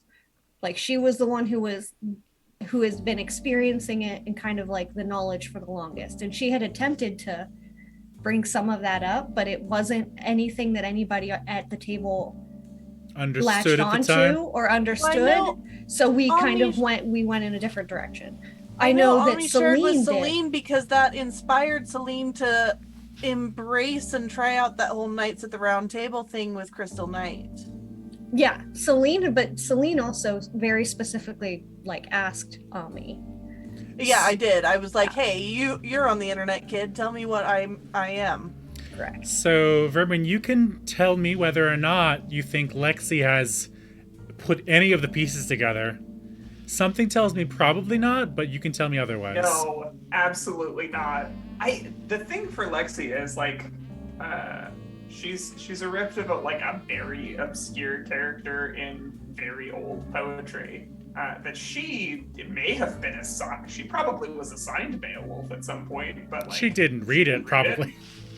No, absolutely not. So Your father got someone in the nerdier part of the school to do your homework for you. Celine probably did it. I doubt the two of you went to the same schools. Oh no, we've established that. Oh, you did? We Okay. went to prep school together. We went to prep school. Okay, good to know. Just double checking. Yeah.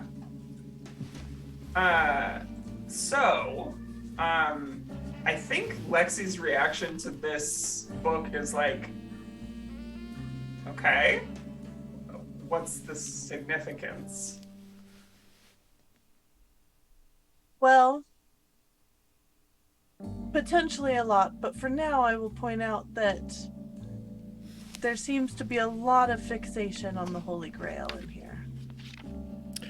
On the very mention of the Holy Grail, all of you hear someone approach the door to the library, and it slowly creaks open. All four of you, please roll sneak around to attempt to hide.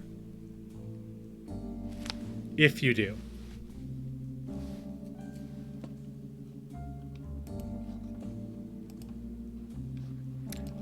Real quick, I want to actually, because this feels appropriate, I'm going to invoke some weakness tags, so please hold your rolls for a second. I already did it, but I'll minus whatever. I'm sorry. You just tell me and I'll minus all the things. Or I'll do it again. I think I have any power tags that would fit towards hiding. Then use the weakness tag Panic Attack, please, and you can add attention to that theme book. Lexi, you just want me to add, not quite there, but it's not appropriate. No, you're good. I had to grab Celine. Celine, I already know you have weak knees or something. Sore joints. Feel free to check that weakness tag for me. Uh-huh. And I'll leave it at that. That's fine. And let me know how you rolled. What would you like Ami to? I got a 9. Mild success.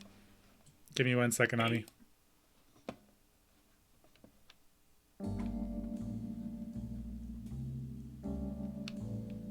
You're good, Ami. Don't worry. Okay. You said we have an 8 and a 9, and John. I got a 2. And Ami got a 13. Well, Lucky. the three ladies in the group, please describe how you evade.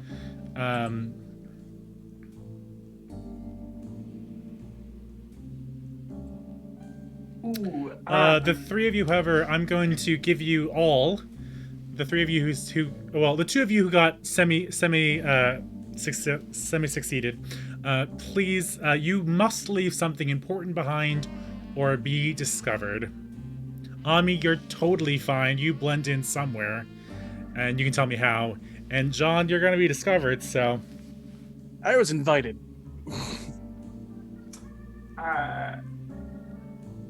I'm not sure what I leave behind. I guess we'll figure that out in a minute. But what if, Celine, the way that we disappear is Lexi just like steps in front of you and presses you against the spot on the wall near the safe?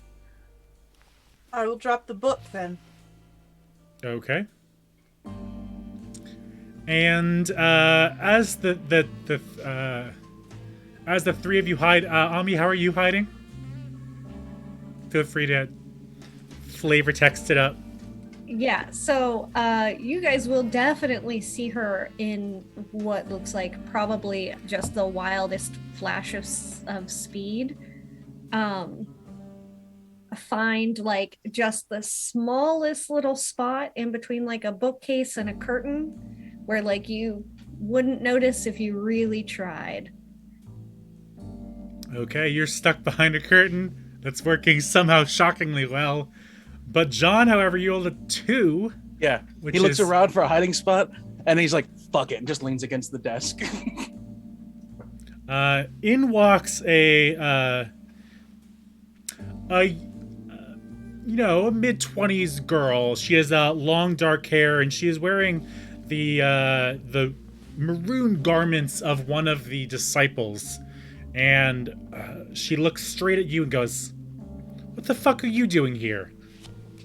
Hold up the note. I was invited. What the fuck are you doing here? I was hired. What do you mean you were invited? Right here. She comes up to you and snatches the thing out of your hand and quickly reads the book. The letter. That's weird. I've never seen that before. Are you part of the... If you're part of the cult, why... I mean, you're not, right? Wait, cult? Did you say cult? Yeah, Magnum Opus. I just got a letter. Said, hey, meet me here, and here I am. Got it, yeah. I'm gonna have to, talk to someone. You don't move, okay? And she's gonna run back into the other room, where she starts asking for help.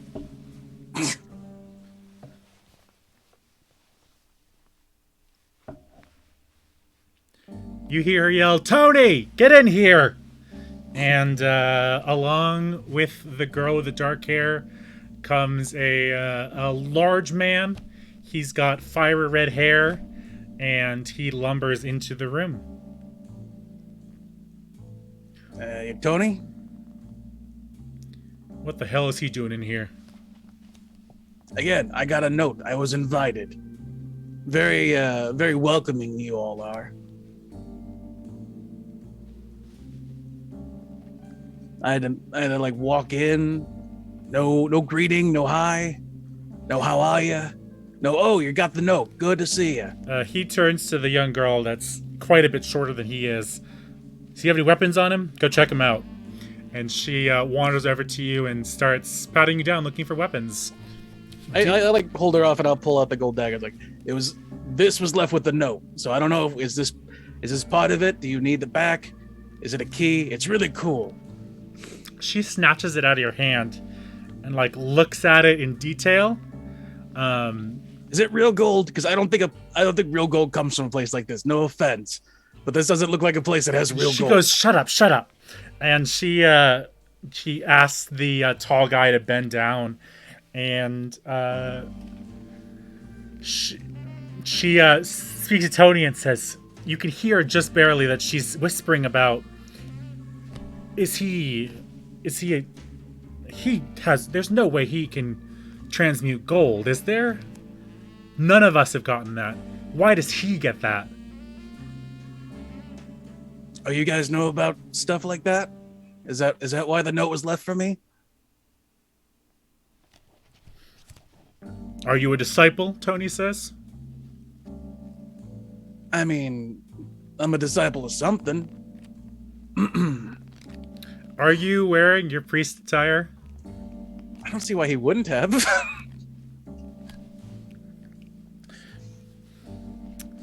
I don't know. I don't trust him.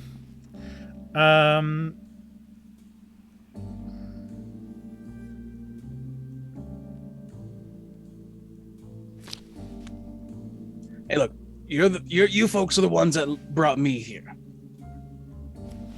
If you don't trust me, then why the hell did you ask me out? Okay. Let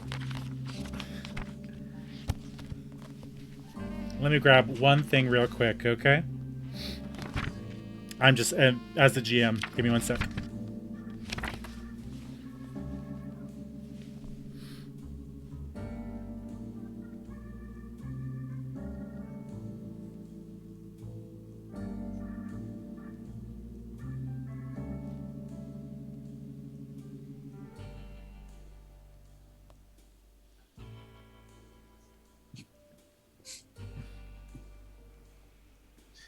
I didn't think not hiding would be this effective. Tony's gonna lumber on over to you, and you're gonna see him grab something from his top pocket, and as he brings it out, it's a small iron ingot. But as soon as he pulls it out, it morphs in shapes and shackles around your wrist.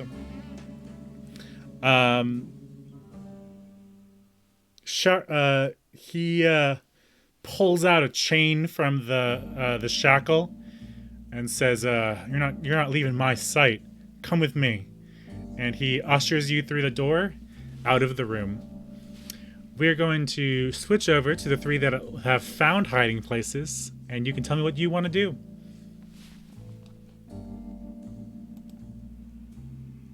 I am currently in a corner pressed up against Lexi, just staying very quiet, probably smelling her hair.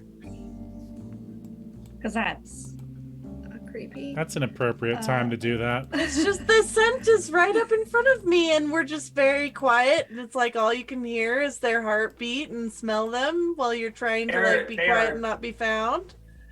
It's a moment. Absolutely facing each other. And we see this moment as the two of you are trying to control your breath, as the two of you stare right into each other and watch as the door latches behind Tony and the girl with the dark hair. Who moves first? I think as soon as she hears the door latch, Lexi will step back. Celine, you are holding on to Lexi, and as she steps away, you feel like she passes through you. But in an instant, she's back in the flesh. And what do you do, Lexi?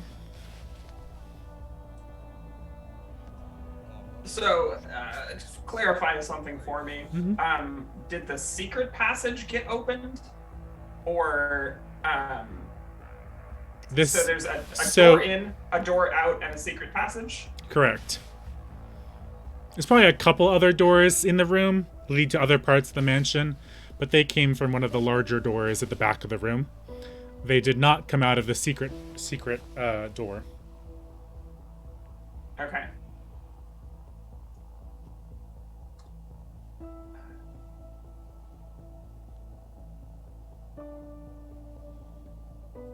Mommy would step out if she sees you guys stepping out, but wouldn't do so until then.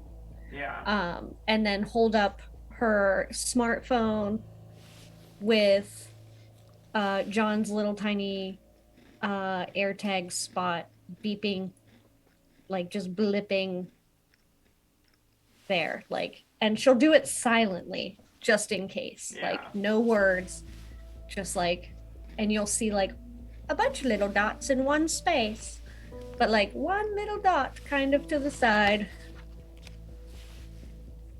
Lexi just like taps the side of her head. And then she'll kind of gesture over at the secret door and kind of raise an eyebrow to the both of you. Sorry, what about the secret door? Lexi is wordlessly asking, somebody should go through that, right? Yeah. And Celine will nod. I guess the question is, do we send the person who is somewhat incorporeal through that door, or do we send somebody else? Do you send the partially incorporeal person after Father John? Although, wow, I was about to be like, what's the worst they could do to him? They could probably take away his rift. Lexi, have you told anyone what's happening to you other than Celine just her one eyebrow slowly growing higher and higher as everything like gets weirder and weirder with you? I don't think Lexi fully understands it. Like, this is a partial manifestation of what happened to her when we were investigating the cult. Like, when she slipped out of her chains, this feels... It's not as direct an expression, like she's not shadowed by the armor around her the same way she was in that moment, but like the turning into shadow, fitting through spaces that she shouldn't be able to fit through. All of that is it's a weaker echo of what she did that night.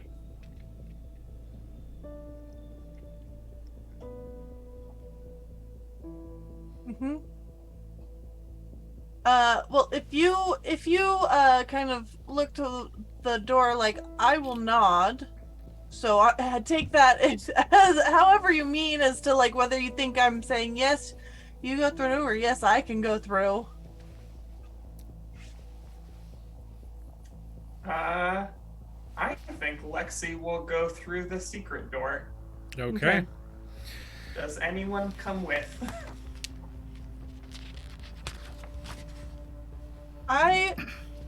If you're leading the way through the secret door, I'll look back at Ami and like, yep, let's go, and we'll follow you.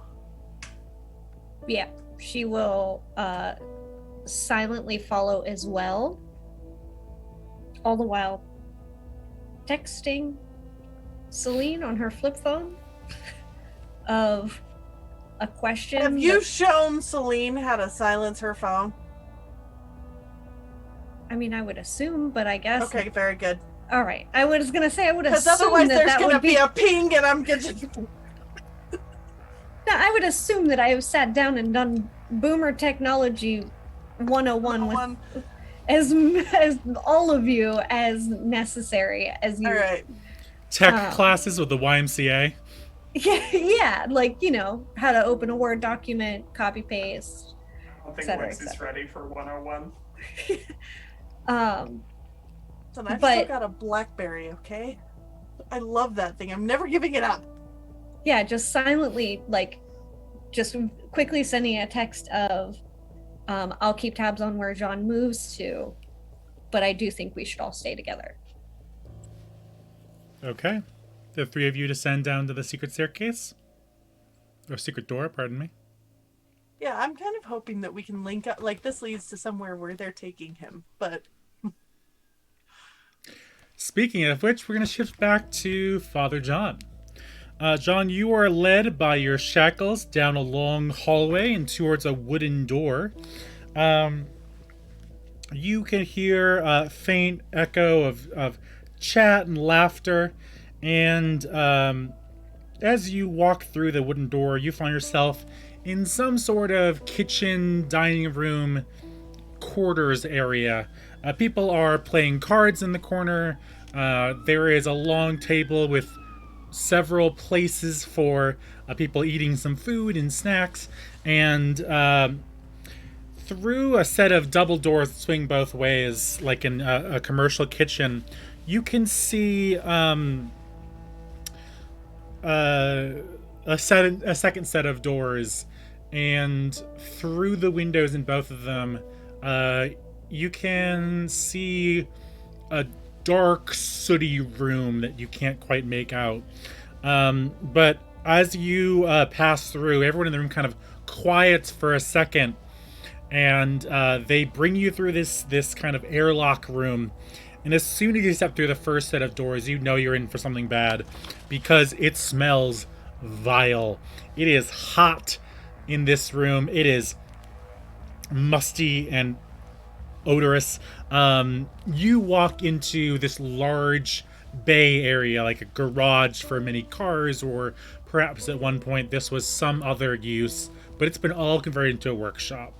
The caustic odor of something festering grows stronger and stronger as you approach this vaulted hall. Perhaps once an attached stables or automobile bay, now turned into a distillery.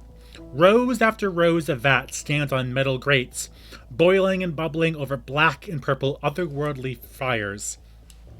Among them, workers in neon green hazmat suits and respirator masks walk back and forth, monitoring the process carefully. In the fumes rising above each vat, you think you can see images of heroes, monsters, and sorcerers. Maybe you shouldn't breathe in too much of this stuff. But your captor has strapped on his own ventilator mask and decides not to give one to you before he carefully molds the iron around one of the railings of a staircase that descends into the distillery.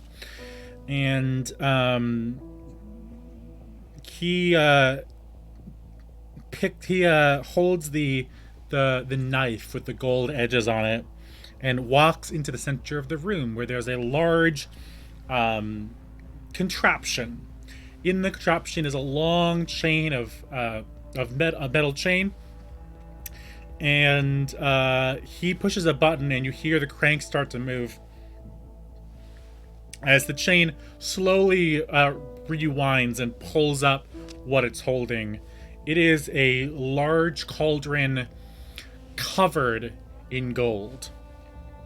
And so he places the dagger inside and presses the button again as the cauldron slowly descends down into a pit in the center of this room and disappears. Guess I'll delete my cool gold dagger boon story tag. Do you want to do anything here before we switch back? I'm going to try and do an investigation to kind of get an idea. Like, I have a thought of what they might be doing, but I want to see if I can, like, figure it out. So I'm going to go ahead and do an investigation while I'm here. Don't really have a whole lot here. Smell guilt a mile away. Catch overlooked details. That, I think, is about all I can do, so... Okay, let me grab real quick. I'm gonna invoke your weakness tag, Magnet for Misfortune. All right. That'll bring you to 3 attention, so you can upgrade that when you have a chance for downtime. But attention to my purple card. Yes, so the one that has Magnet for Misfortune on it. So what happens if that puts 3 attention on that? So that's that you can upgrade that. That's like gaining a level on that theme card. There's a couple different options you can do if you want to look into those. I'm sure that Vermin knows a lot more about it than any of the rest of us, but I can always guide you through if you need to. But that probably won't happen until next game. More importantly, that's going to get rid of the fade, right, that I had on there? I don't believe so, no. Oh, okay. All right.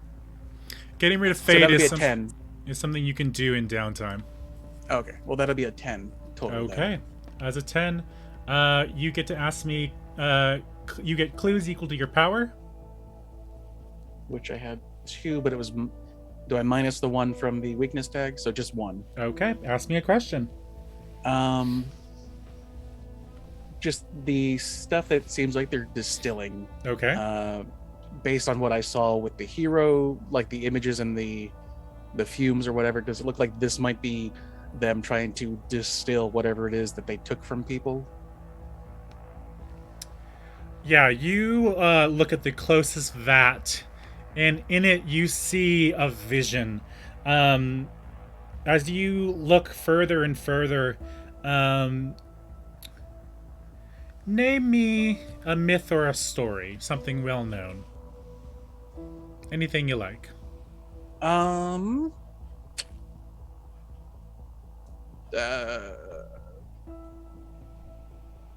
The Mad Hatter. Okay. Uh.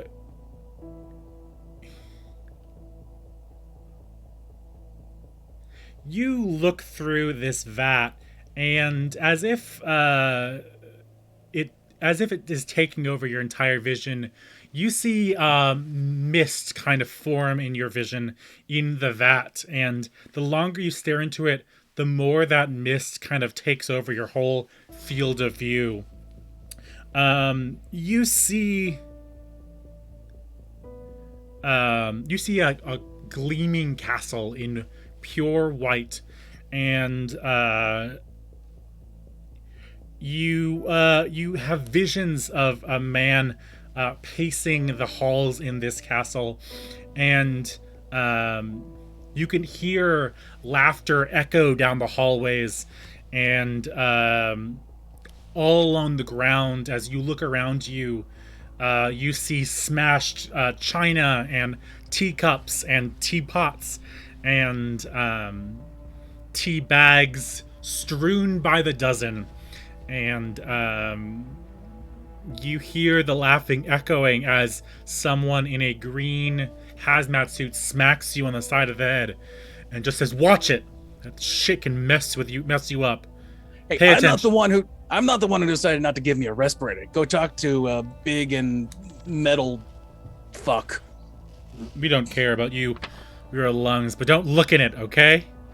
And then they wander off. I look And- back at it. The visions are a little hazier this time, but you continue to see them. And as the visions haze, we slowly fade to black and see the three descend into the light of a dark and winding spiral staircase. You find yourselves at the base of a long staircase that winds its way many stories down into the ground. And when you finally reach the bottom of the stairs, you find yourself in a balcony overlooking a vast vaulted room. Here, there are columns that fill up the entire space of the entirety of this mansion. You seem to be in its foundations, and the more you look, the further it seems to go. Huge sloping sides of a domed ceiling, a wide underground cavity, and the first thing that hits you is the cacophony of gushing water all around. Roaring waterfalls and dripping streams empty into an endless cistern as big as the mansion house itself. But the liquid is not water. It seems to faintly glow, drawing brushstrokes of dim light across the many columns and vaulted arches that support the foundations of the mansion, pooling in a wide-brimmed white pond at the bottom. And then you see it. At the heart of the cistern, a maelstrom. There must be something below it. As the three of you stand on this balcony and you all come into the light, you find yourself watching as a huge, very almost 200 at least feet of metal chain ascends into the ceiling, and a golden glimmering cauldron ascends up through the ceiling and out through a dark hole in the ceiling. And as you watch and look around, a few moments later you hear the clanking return as the chain descends down through the maelstrom and disappears below the surface of the milky water. What do you do?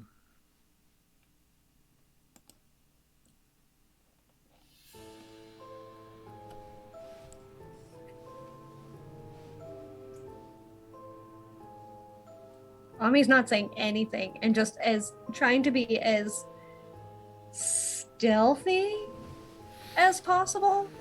Maybe just trying to be quiet, still moving, but not,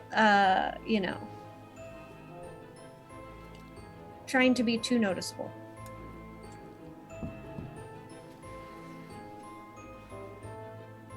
So you're on a balcony and there's no one else in this room right now. So there's not much to be stealthy about, unless you're worried about something that's particular. The balcony doesn't have any way down or anything like that. Oh. It's just a view of the giant cistern below. I will say what you do see is that there must be another way down because as just at the edge of your vision, you can see like docks that kind of sit over the edge.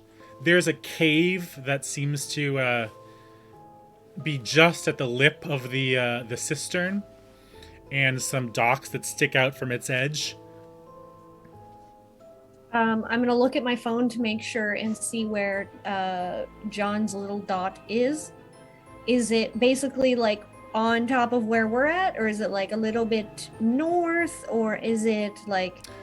It's basically right on top of where you are, but the cave that you've seen from a distance is further back. It's like in the direction of the foyer that you came from. I will show that to Celine and Lexi so that they will know that John is close, but obviously Not here. north. Yeah.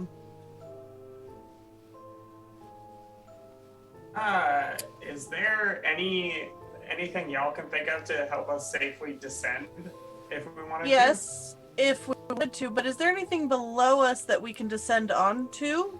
Not currently. Yeah, that's what I'm worried. We're just gonna go right into the liquid. Oh, The there's not even a floor down maelstrom. there. Yeah, we're like overlooking. There's that edge of the cave that you can see that kind of is tucked way behind, but it is not below you. I mean, unless we Basically, wanna go for you a are swim. staring right over the giant whirlpool that is this maelstrom that has a hole straight through the center of it. And at the bottom is a little mermaid. And so yeah, there's nowhere safe for us to descend. And Look there's at this no room. other- Isn't it neat? Wouldn't you think my waterfalls are complete? Wouldn't you think a cult would pick somewhere else? Ugh. So there's docks. There's clearly a way down that is not the way we took. But this doesn't even seem like this secret tunnel came down here to this balcony, and it's like, I would like to oversee my whirlpool, and I have built an entire secret tunnel for this purpose and nothing else. Can we see what the person who made this... Is there any indicator of why this balcony exists? I would also love to just speculate at the purpose of this room. Cool. If you two want to roll investigate for me, I can give you some clues. Mm-hmm. Okay. Ami, do you want to investigate anything electronically or at all?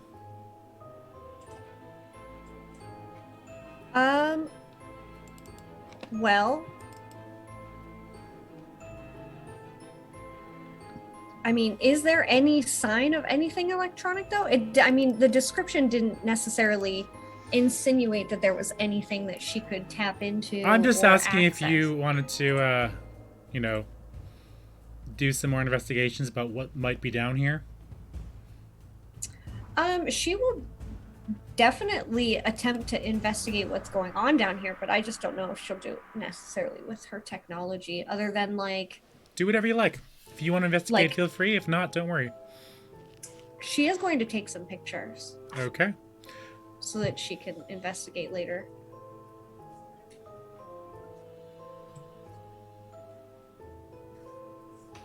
As my players look through all their notes to figure out what the heck I'm talking about.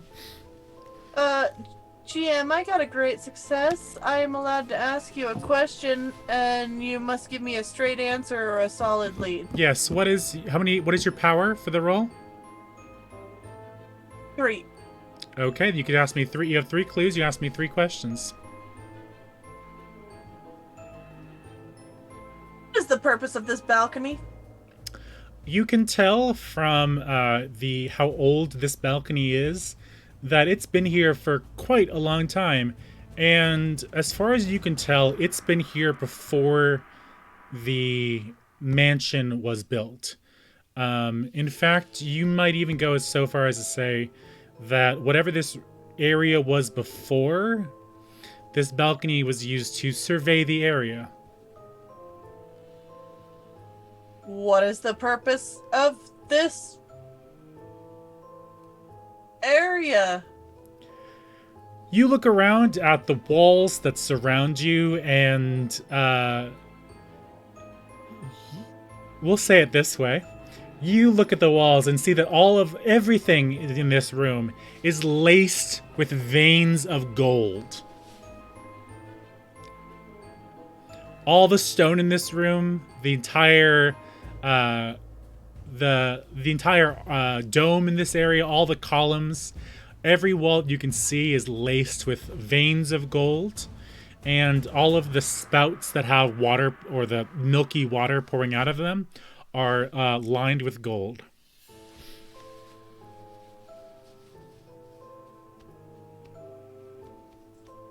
Some kind Okay, of over the alchemy table. bullshit. Yeah, over the table. What do we want the last question to be? I was just saying, like, maybe Yeah. something about if, like, is there an ability to get here again? Is this, like, is there so in my head, I'm picturing, like, underground waterways with, like, big arches. Are there sewers out where, like, we could enter into this space again, like, in a different way? Like, I don't know if that's, like, actually if I'm picturing it correctly, or is it a standalone sort of like Grecian bathhouse where, like, it's just pools of water? I've already told you how you can get back here. I'll just say that. There's some other way down to the docks. Okay, so there is an exit. Okay, then we don't need to ask that. I didn't remember that. Okay. Is this how we meet the God King?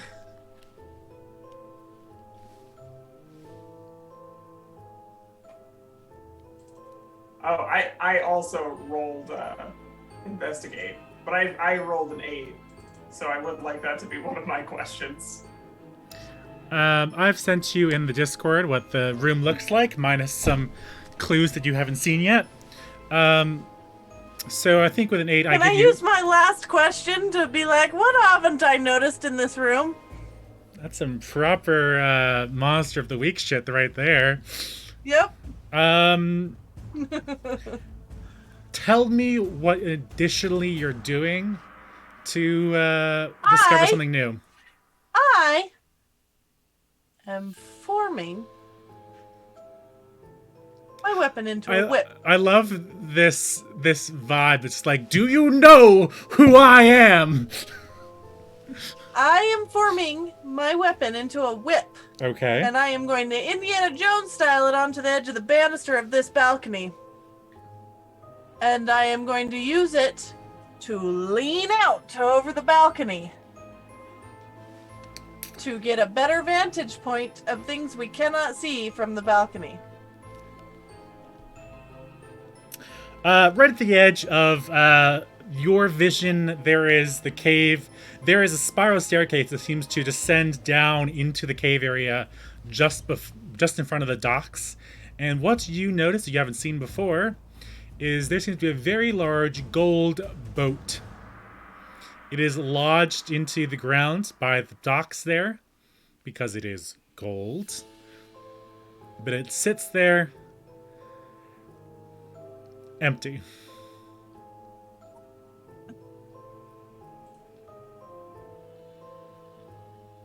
And as soon as you do this, you see the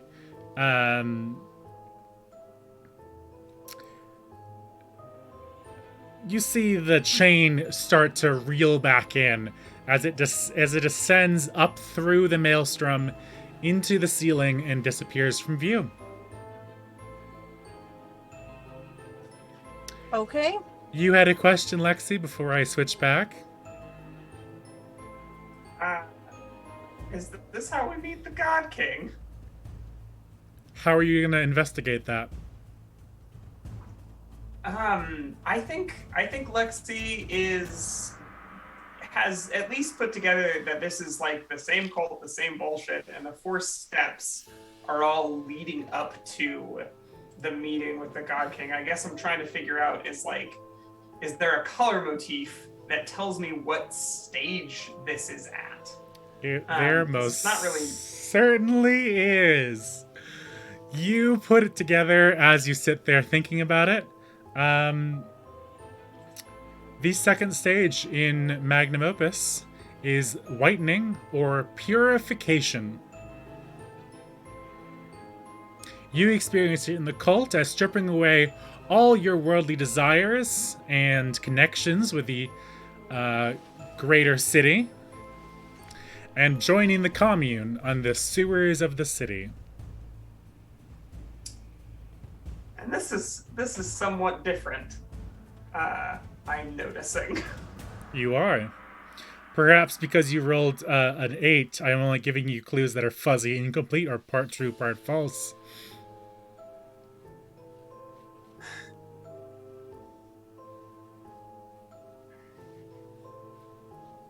I think they're going to use this to purify John. Lexi says aloud. Purify? What do you mean purify? And I'm going to stop leaning out over the thing and retract my bracelet. It was a step in our initiation. The blackening, and then the purification, and then preparing yourself for transformation. This place, it's full of the same motifs and ideas.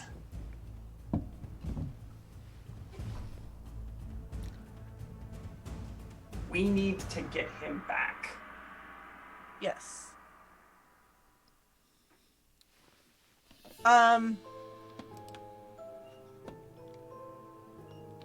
Okay, I am going to turn and start moving with haste back the way we came. As the scene fades, unless there's anything Ami wants to do. As the scene fades and we slowly watch as the 3 of them ascend the staircase back up, we see the golden cauldron as it arrives in the distillery. Out of the cauldron, he pulls the golden-edged dagger, shoving it into a loop on his pants to hold it in place for now. He also pulls out 2 large,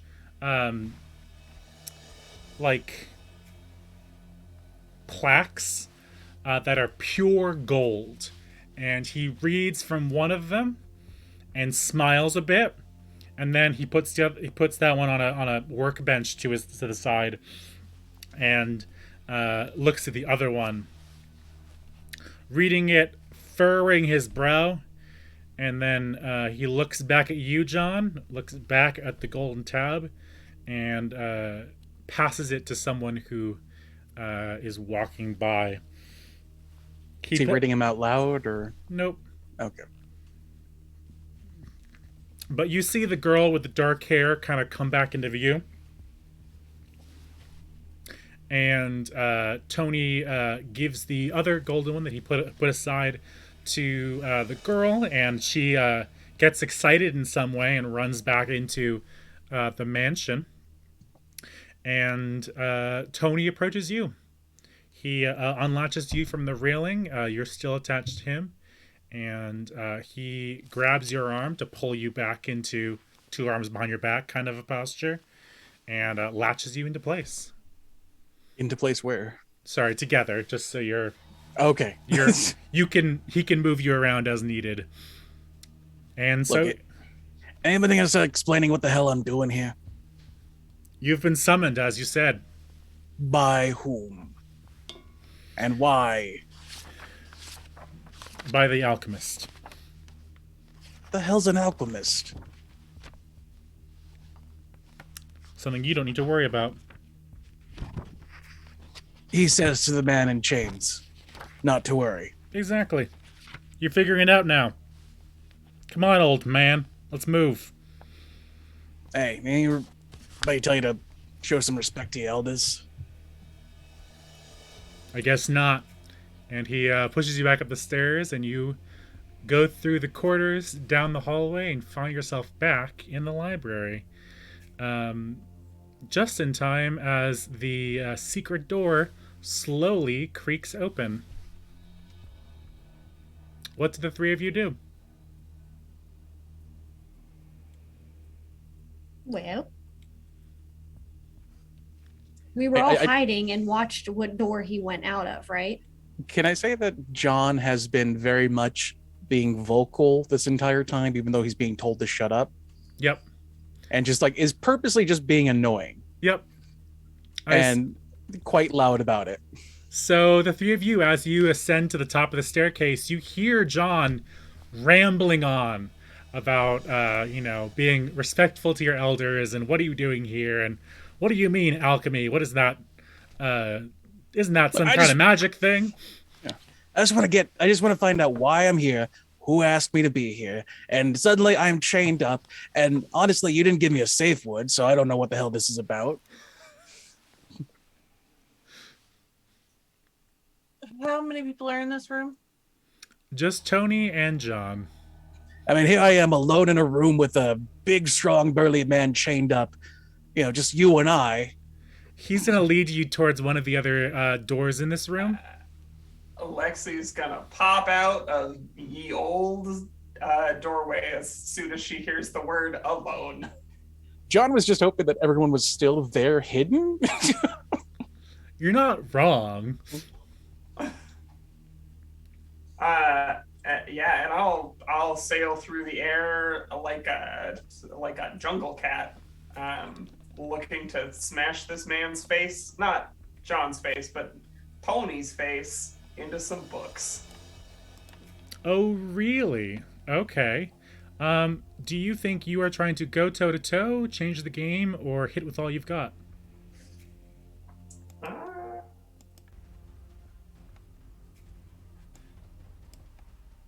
I think I want to hit with all I've got, because I want this man knocked the fuck out.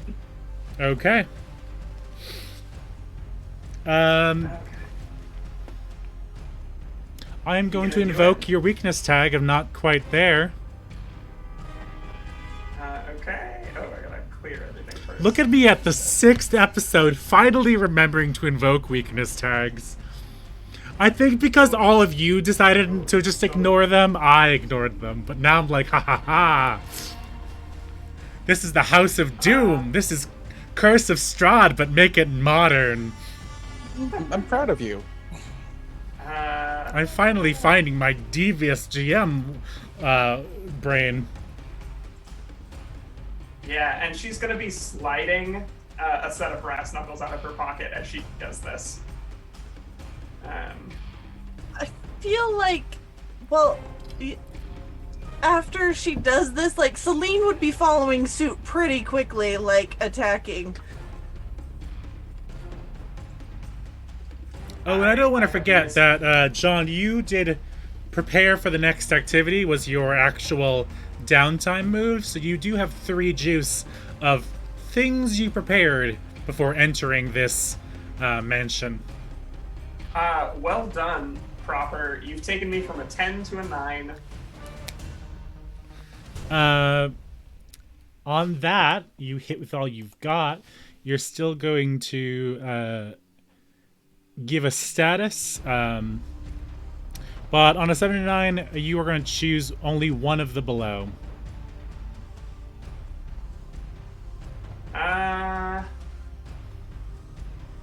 So this... I want to get him good. Okay. I want to give this man a tier 4 status. Okay, so you had 3 power, you're adding +1 to that. What status are you giving him?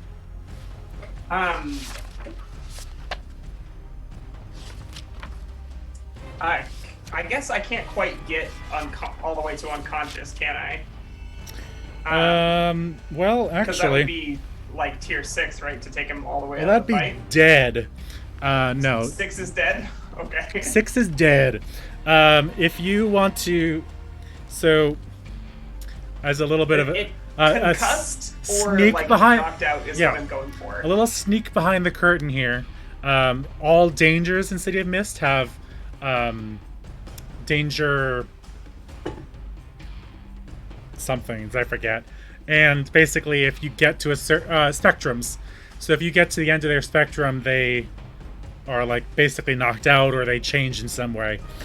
So I'll just say Concussed 4 will definitely beat his Hurt or Subdue 3, and you have successfully knocked him out.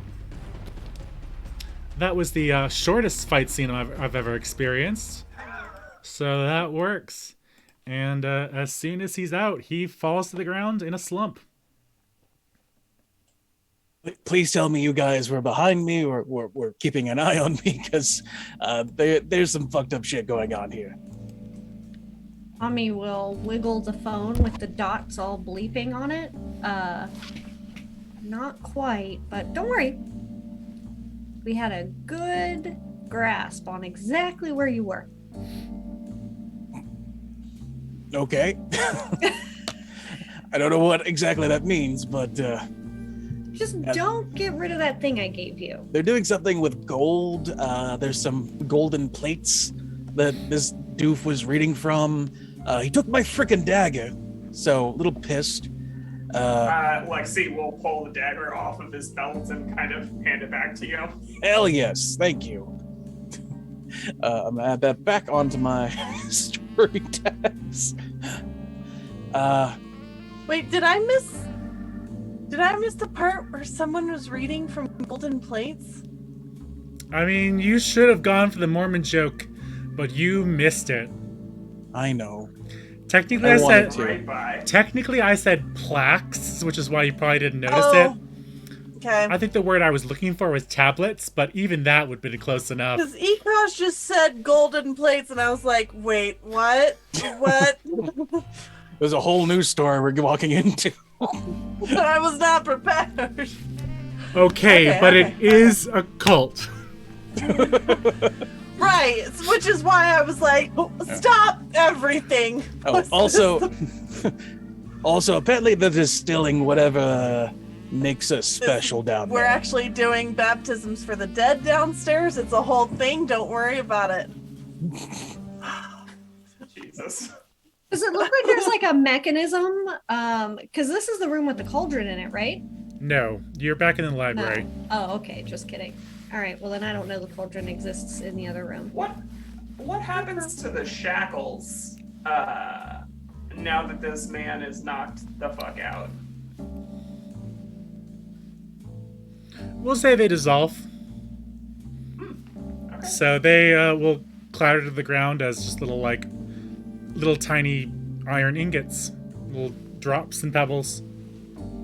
I'll scoop them up. I'm like, yeah, he can mold metal, so if we got some rope or some other kind of non-metallic thing to subdue him with, I suggest we do that.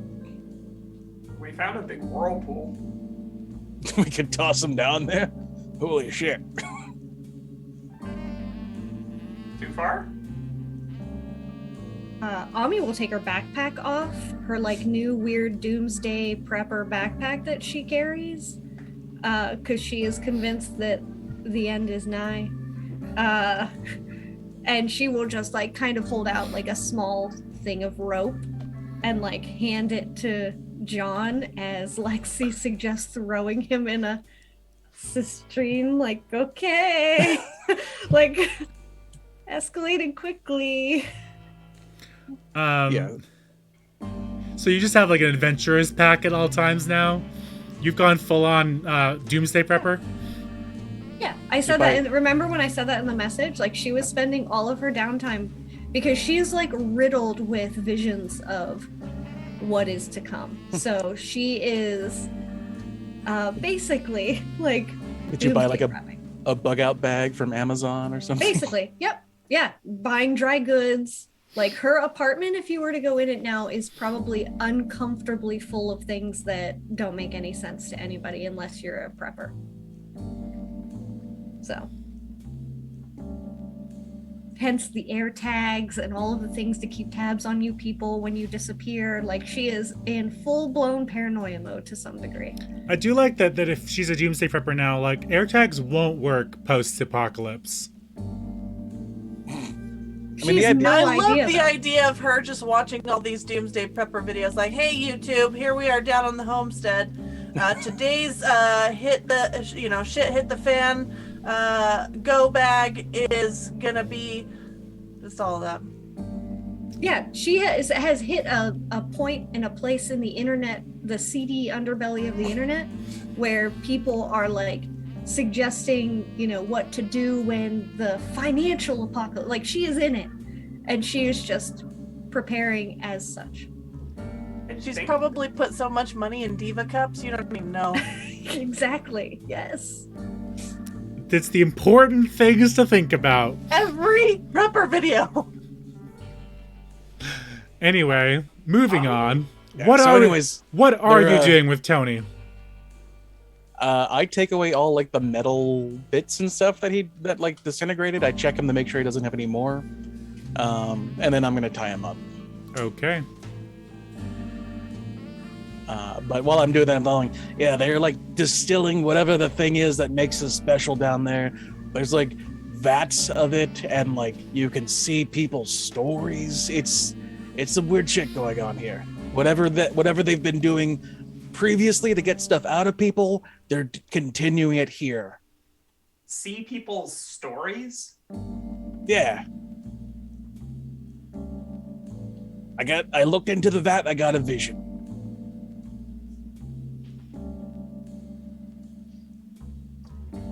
Somebody needs to explain this to me at some point, and I have a feeling the time is not right now. So I don't know what they're doing with it, but maybe we gotta stop it, or we could wake up Metalhead here and see what he has to say. That water that isn't water pouring into that whirlpool seems to be coming from multiple pipes spilling into this central chamber. And this will now be the third time we have encountered this organization continuing this process. How many more places do they have set up, all feeding this main sister? If my gut is right about this, that is step 2, and she points down the secret passageway. If we want to stop this, best place to do it is step 4. Oh, step 4 again. Give me a hot second and I'll have it ready. The 4th stage. The transformation. So she starts like reciting stuff that we had been asked to memorize as part of the cult. Your soul burns with a glorious God-given light which your mortal body cannot contain. To be reunited with your soul's true source is to reach one's final transformation, to see into eternity. It's to reunite with the God King, to transcend humanity. And that's what they were doing with us. Right. That night. So what are you suggesting? They're giving this to somebody. All of it is going to the same person, whoever the God King is. It's feeding someone. It could be Payne, but we still don't know, and she gestures at the wall of pictures. It could be that guy. That's Payne? I don't think so.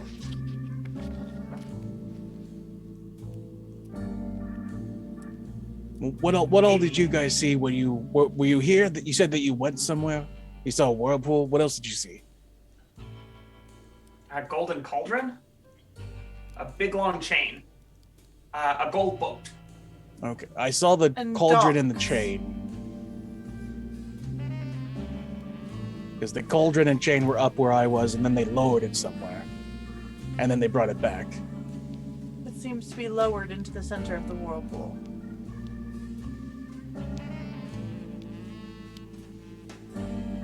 What was inside the cauldron? Do we know? He put my dagger in there, and then he pulled out the golden tablets from there when it came back up, before he brought me here. He read them, he handed them off to someone, and then brought me back here for some reason. So the tablets came up or went in and went down? I didn't see the tablets until they brought the cauldron back up, and he pulled them out. Lexi's gonna do the work of removing this guy's robe and shoving him in the secret door, behind the secret door. Does the dagger look any different now that I have it back? All right.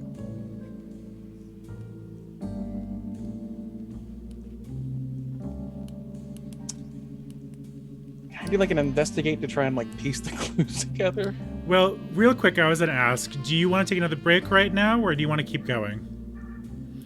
Okay, Have a break. we're going to take a short 5-minute break. We'll be back at like 11:25 or so. So have a good time puzzling this out, and we will see you shortly.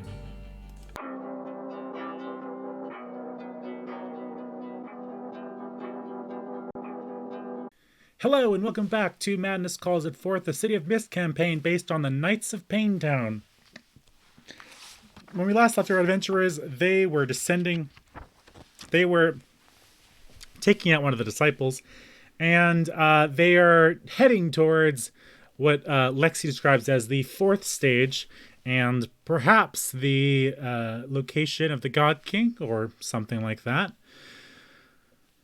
I'll say we skip the scene as you are discovering, as you are investigating and trying to figure out where to go. Celine, from your research in the cistern area, you're able to guide the team around the house until you find a staircase that descends from the 2nd floor straight down into the earth, and you wind up in a cavern deep, deep below the mansion.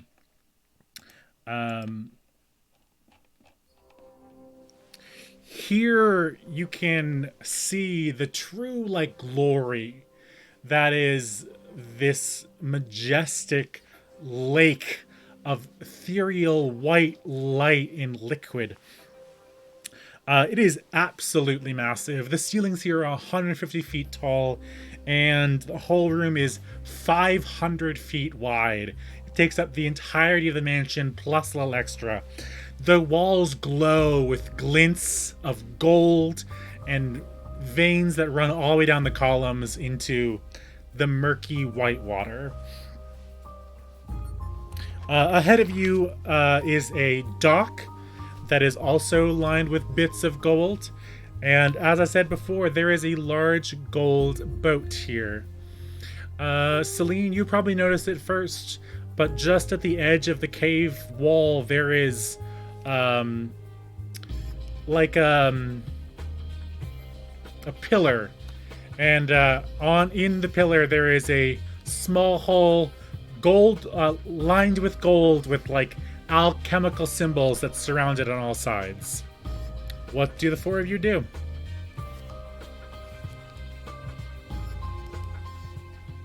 Can we get Curious if this boat floats. What do you want to do? Considering that it's gold. I'll do the sort of thing where you lift the boat just to see get it off of land, but you're not pushing it. And see if the back end floats at all. This boat is unbelievably heavy. It does not float. Okay. Is there anything inside the boat? However, Lexi, because you approached this, I need you. Let's see.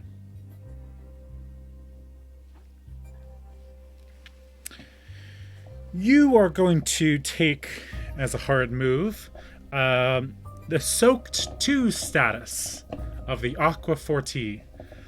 Please face danger. Oh, okay. Here was me trying not to get in the water.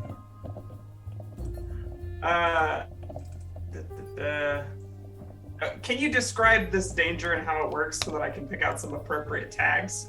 Yes, you are being splashed by the white water that surrounds the boat when you let it go again. Okay. Feel like there's only two that make any sense.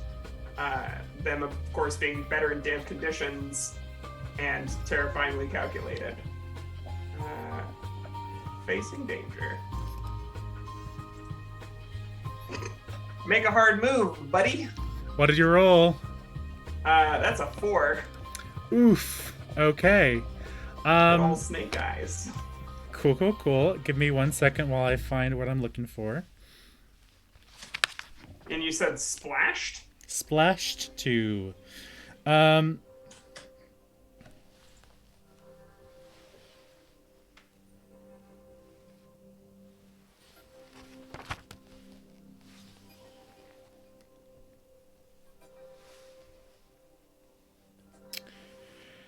Okay, you...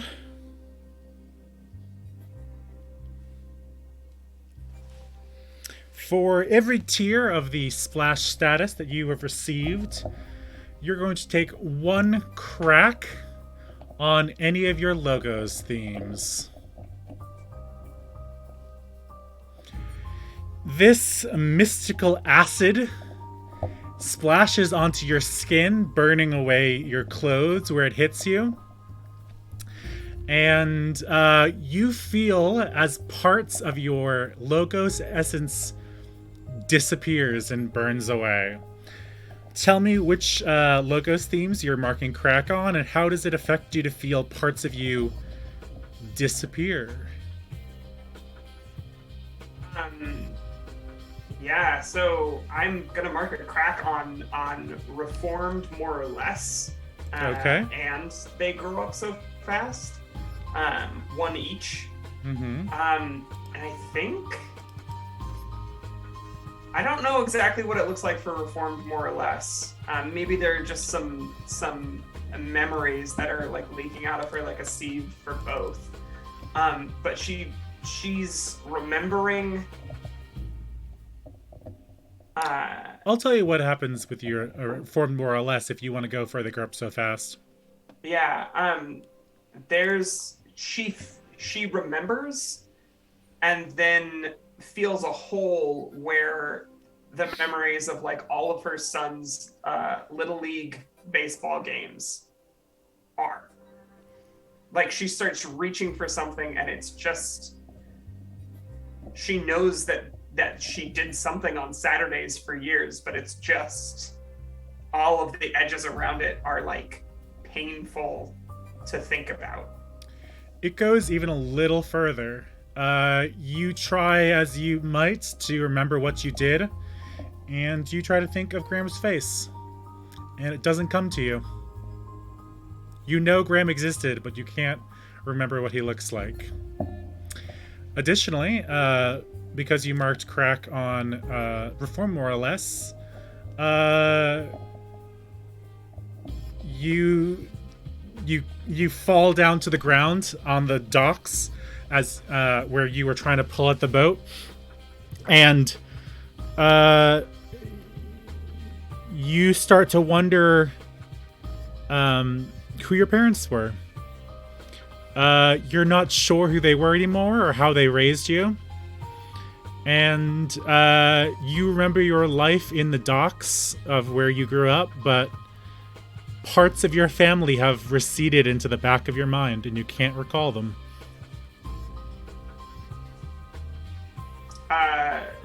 Lexi is like on the ground, scrambling away from the water's edge. Don't touch it. I will say, with I'm all gonna of join you on the ground, like putting my arms around your shoulders. I have no idea what just happened, but I know something just happened to you. Don't touch me.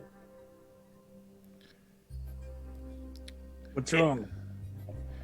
with all of the logos, all of your city memories leaving you, you still have connections to the world and your life in the city, but parts of them are fading. You feel a deeper connection to your mythos. And as as Celine goes to place a hand on your shoulder, it passes through you.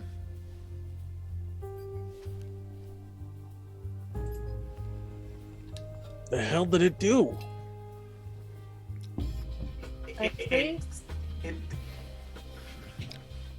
It took something. It took something.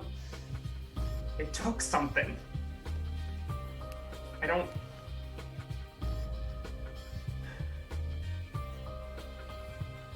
What does Graham look like? Son? I will describe him in great detail. As she tries to hold on to your words, it's like throwing water on on a rain jacket, like a new rain jacket. It just, you say it and it won't stick. And Lexi is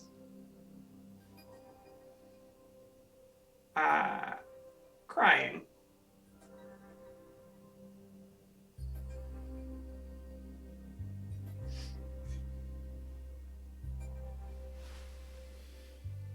Fuck.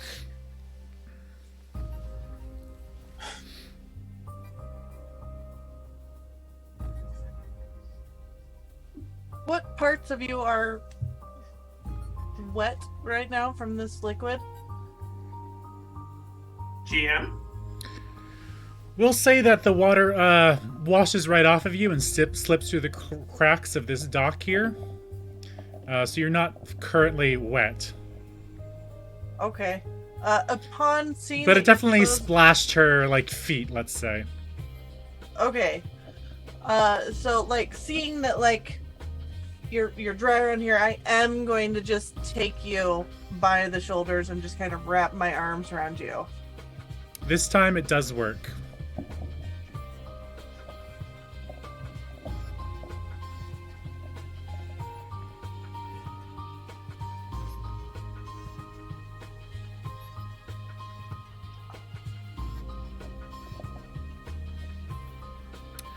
We're gonna figure out what the fuck's going on here. We're gonna stop whatever we can.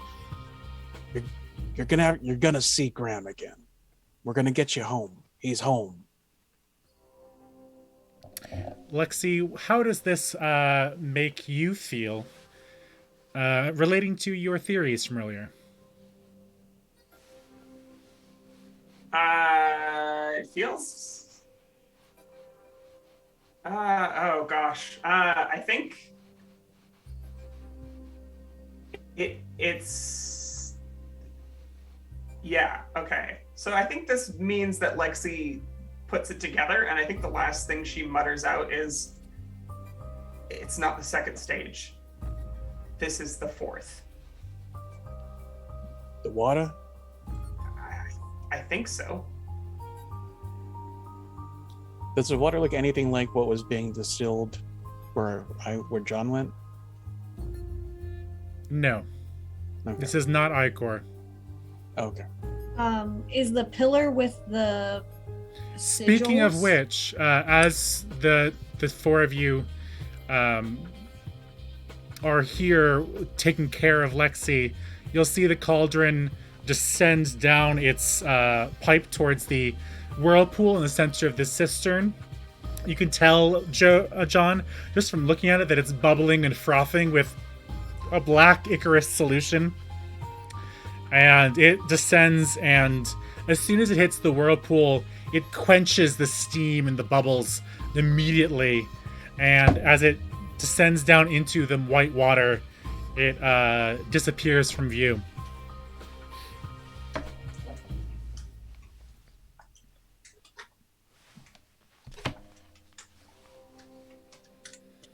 Sorry, I think someone was saying something before I interrupted. Yeah, I wanted to check out the pillar if it was within walking distance. It totally is. It's right there on the edge, right before the dock. There is, as I said, it's a pillar with a small hole in it. There are alchemical symbols in gold that surround the hole.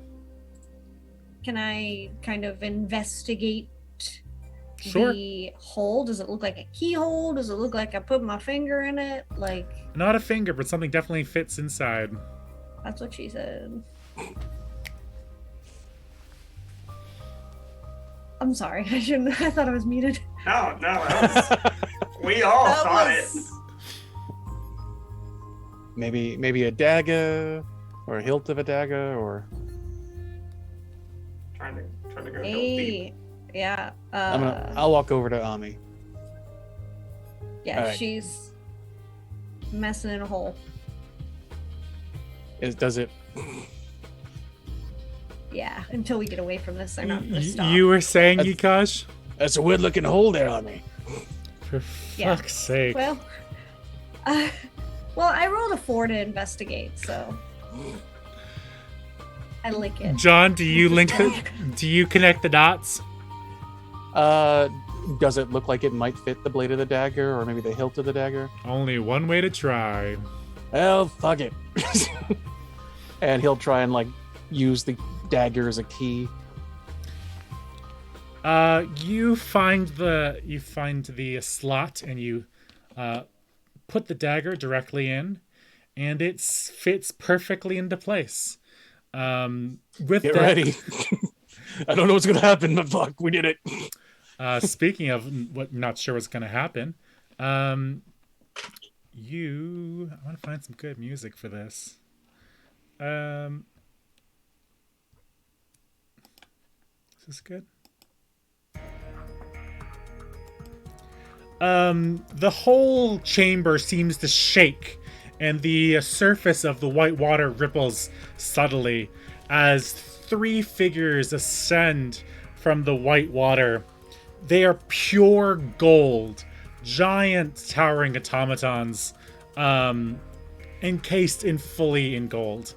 And as they ascend, the boat on the edge of the dock lifts itself as if floating on the white water for real this time.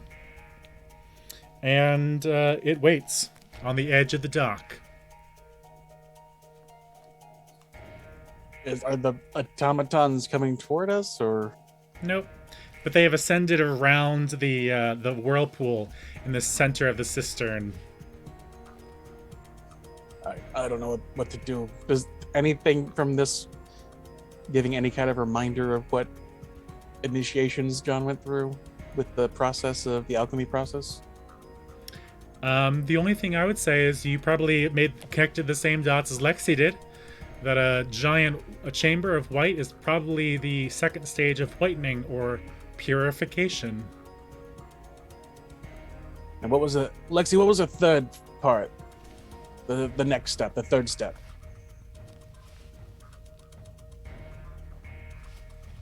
You might need to speak up, Lexi. I can't hear you. Yellowing. It is the third stage. The third step involves revealing your true nature to the God King by allowing yourself to shine forth your truest self. The soul is ready to contain the divine light necessary for complete transformation. Exposing oneself to the Almighty prepares the entrant for infinite awareness. So,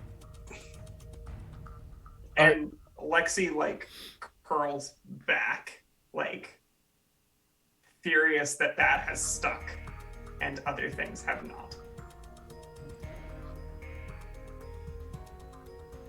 So, are we continuing with this process? Are we stopping this from happening? Like, I don't know. Can you turn your sword into some bolt cutters and make sure they can't get the cauldron back? Or I don't know what we should do. GM, how far is it away from me? What? The cauldron? The whirlpool and the chain are about, I'd say, 150 to 200 feet away from you probably at this point. See, that's what I was... You will need to travel between the dock and the whirlpool to reach it. But this boat isn't moving, and we don't see anything around It is capable of... It is not currently moving. It is sitting, floating on the water at the edge of the dock. As if waiting for passengers. I am going to look at Lexi and go test a foot in the boat. You can stand Ami on the will boat. join. You can also I will stand on the sit boat. down like a lady. Sit down, not quite like a lady. I was afraid that was going to be the case. And Lexi's gonna look at John and say, whoever's at the center of this, they're not taking his face for free.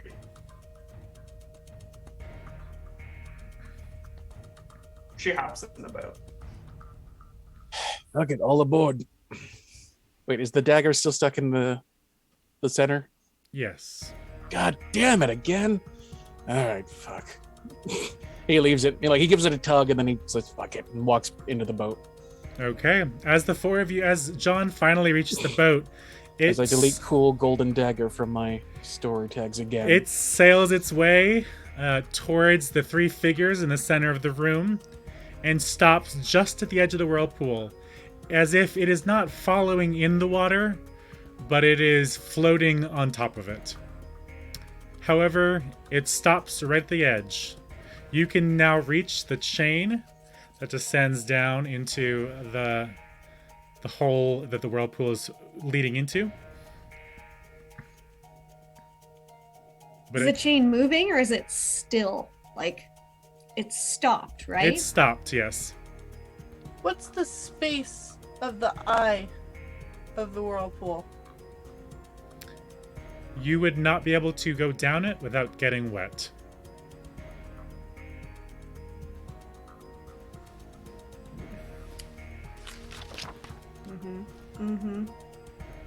Did we go up then? Well, we know what's up. Up was where they put things into the cauldron, and then they lower it down. There wasn't anything up, right? Just whatever factory they're making that weird stuff with. Yeah, so I think the down is the only option. Ish. She will say that as a question, because if anybody else has any ideas.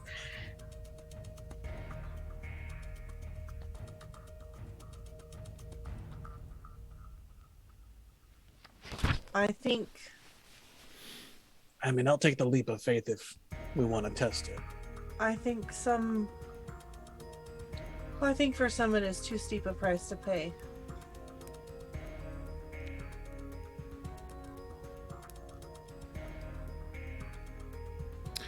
I'll remind you of an important part of the rules.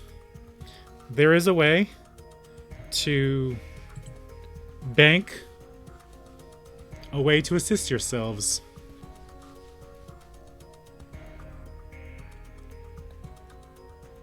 I could go in.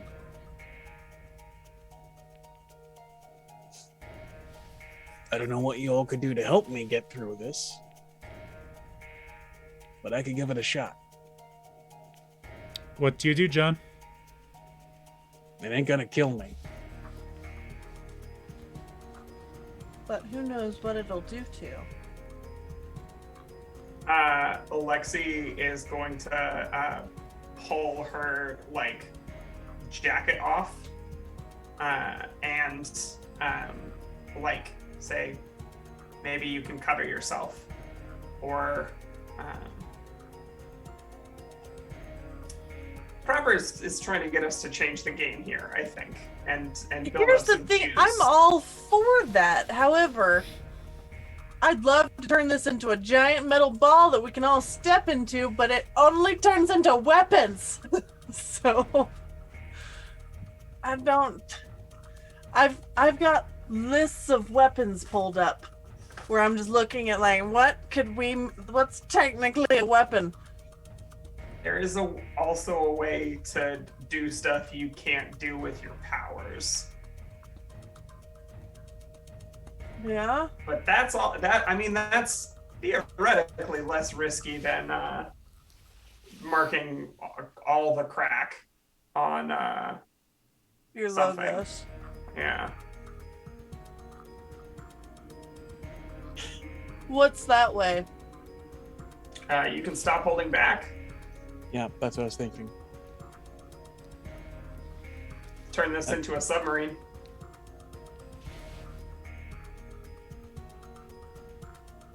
I mean, I was honestly either change the game or stop Okay. holding back, but I could try and jump in to the No. hole. Here's the thing. Looking between Lexi, knowing what she's lost, looking at Father John and knowing what he could lose, I am going to just stare for a second down at my bracelet, and then I'm just going to put my hands on the boat and concentrate, and I'm going to try and stop holding back, and I would like to try and get my bracelet to coalesce into mist and form almost like a top half to this boat, melding with the metal that forms the bottom. Okay. It sounds like you are trying to stop holding back. When you stop holding back, you can use your powers in a new and never before seen way or scale. Tell the MC what you hope to achieve. The MC will tell you to roll the sacrifice. It'll tell you the sacrifice it'll take from you, then roll plus logos. On a hit, you achieve exactly what you wanted to achieve and pay the price. I would say this is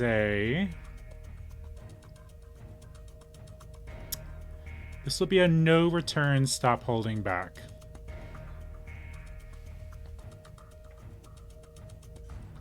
Got 2 help Okay. I can toss your way. That's all the help I have for Celine. So, for help, you add a story tag, and she's rolling logos. So I don't think you can help with that. However, I do have a +2 from chat earlier. I can't I say have no to that. one juice from earlier, but I don't know if you think the juice from back in the library applies here. I don't think so, unfortunately. I think Okay. I'm trying to say that I basically figured. stop holding back move should be just Celine and her powers. Where's the button for this? It is under cinematic moves. There's 2 parts of the button thing. Oh.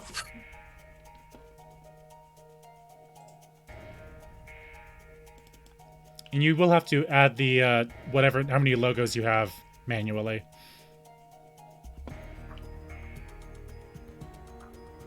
So make sure you reset, add how many logos. I think you have 3 logos.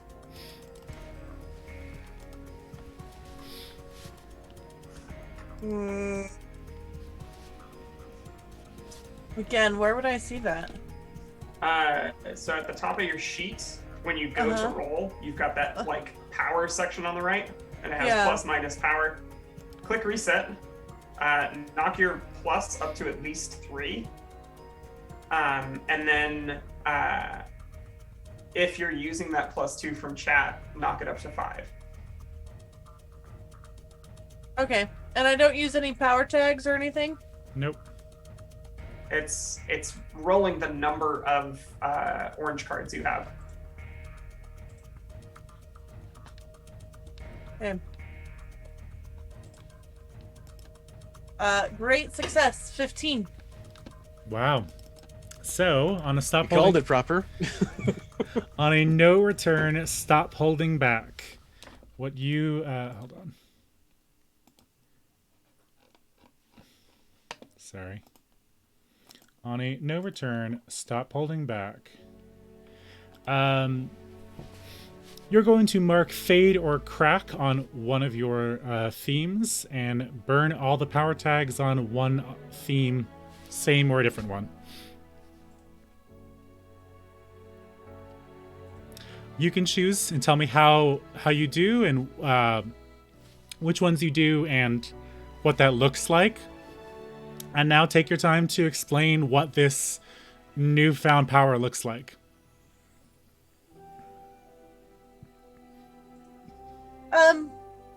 I am just going to put my hands on this boat and just concentrate. I'm going to let this metal kind of form from mist, and there will be just kind of this like translucent mist that slowly forms around the top half of the boat before almost solidifying into this smooth, like almost white silvery metal. In fact, as it forms, it's going to be completely gold. Okay. And then, yeah, as far as tags, I don't know about doing this right in the moment. I need to take a few seconds to look over. I am marking a crack on a theme and then burning all the power tags in that theme, correct? Either that theme or any of theme. Just you're going to end up with a crack on one of your themes and then a bunch of burnt power tags. If you've got something that already has one burnt theme, or one burnt tag. I don't think she does at this point. Oh yeah, we all got to heal them. Yep. Well, I do have a crack on Rich Old Dame.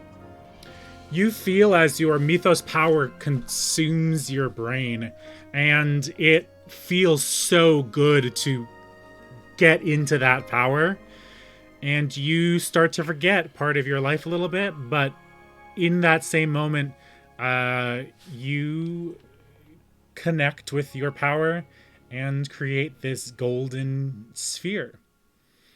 And just like that, the sphere falls down into the hole and falls with a clunk down in a lower chamber.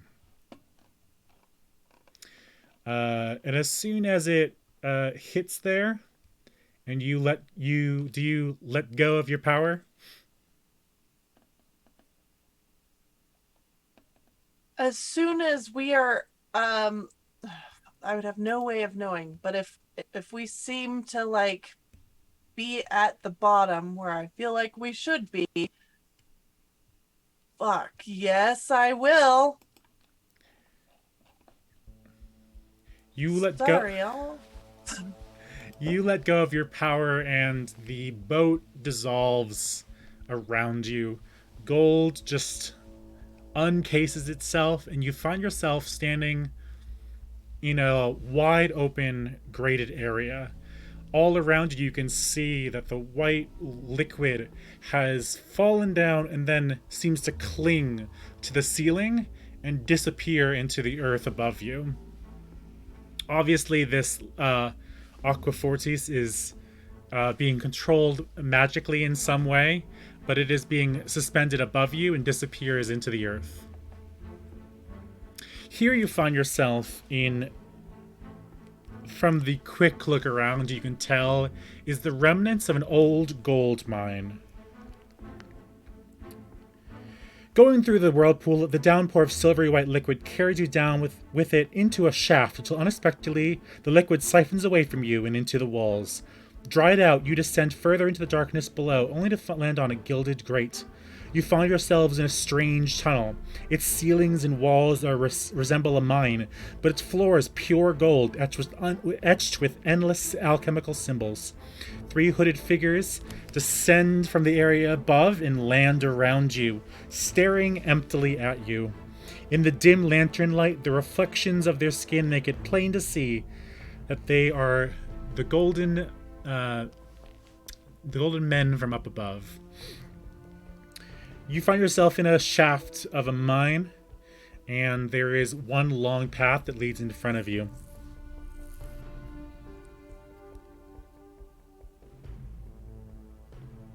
Well, I guess onward, right?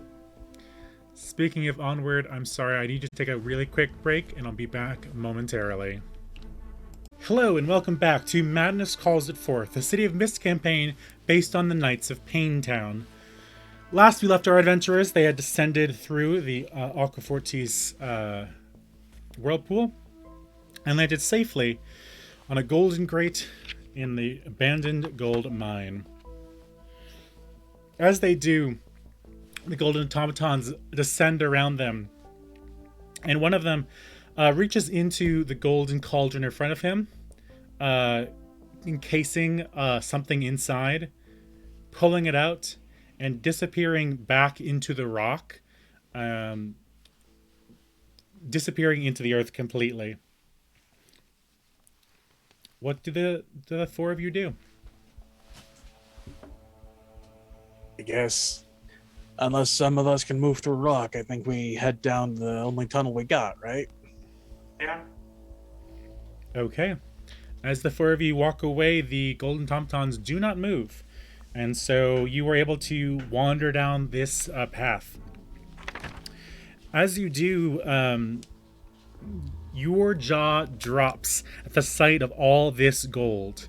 The walls of this rough-hewn chamber are covered top to bottom with cast gold cabinets, rows upon rows of small compartments with crystal panes, and in each one a round crystal flask flashing with visions of wonder and crackling with power. Bottled legend. How many people did the alchemist have to rob of their spark to fill up this room? Does he even know how many he has hoarded, and how many will be enough? You have found yourself in the Essence Vault, a room filled with gold and also vials of essence of mythos. What do you want to do? Other than the vials, what was the first thing you mentioned? That there are cabinets that hold all these vials that are made of pure gold. Just, there's not a... Okay. Are there any labels or indications? Do the bottles show any sort of glimmer of that mythos that, like, I kind of saw in the vapors? If you'd like to look beyond the mist or investigate, you can look into that, but there are not labels. Because I would like to look for one specific. Which one are you looking for? Banshee. Okay. Feel free to roll either way. Are you looking... How are you investigating? I guess it's an investigation roll to peer through the mist. Yes, so looking beyond the mist is a separate investigation roll, but you roll slightly differently. It should be in your... You roll with the number of mythoses you have. Yes, roll so plus if you got more mythos. purple cards, you roll better. Roll plus... So I've only got the one purple card, so it's +1. Correct. I've got the 3 juices. Can I use that as well? It is if you can tell me how you use the juice to create some kind of benefit for yourself. Where'd you get the juice from? Doing the preparing for this? The prepare for the next activity? Maybe, like, you spent time with... You said you were spending time with... Martha. What's her name? With Yeah. Martha. And I was spending time, like, helping her to, like, maybe get that gleam back in her eye, that, you know, that thing that made her special, trying to, like, remind her of it, and, like, pushing through to see if maybe she remembers anything of, like, when she lost it or how she lost it, and trying to... I think what I would also do is, like, put on an old record of a song that I know that she sang for me once. Not like a recording of her, because he wouldn't have that, but, like, you know, if she had sung, like, a cover of a song, and, like, trying to get her to remember the music. Okay. And how does that help you find the vial of the So Banshee? I think as opposed to like just straight looking, like sight-wise trying to find it, he closes his eyes and he just tries to see if maybe he can hear it. If he can hear her. Okay. You're going to roll Looking Beyond the Mist for me, adding your mythos and whatever status you give yourself for your juice. Okay.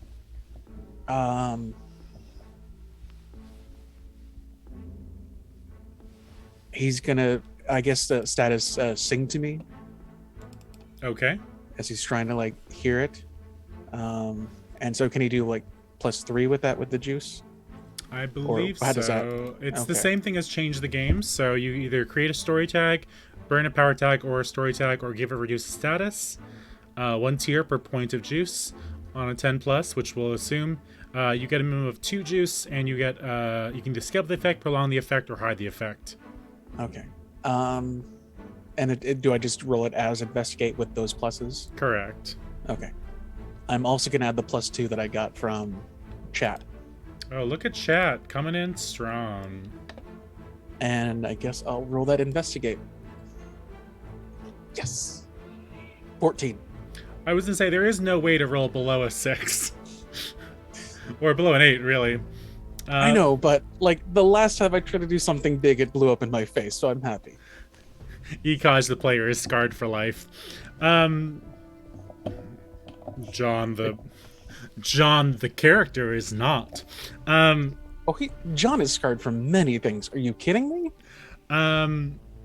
This is perfect. So if you want to describe how this looks, how this feels, how that connection draws you to her essence, feel free. So I think in the same way that he kind of made that connection on the first floor where they were distilling it, he kind of looked into the vat and he kind of saw what was like the Mad Hatter kind of thing, and remembering how he heard the laughter and everything as well, like heard the madness or whatever.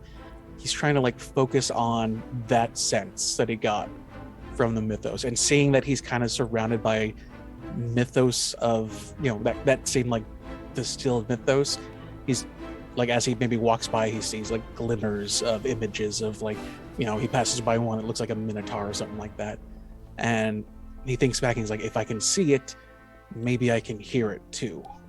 And so he kind of like just stands really clear, like really still, and just tries to like push all the thoughts, all the bullshit that he's had to go to get to this point, all the horror, the horror that he's had to like deal with within just, you know, the last couple hours even.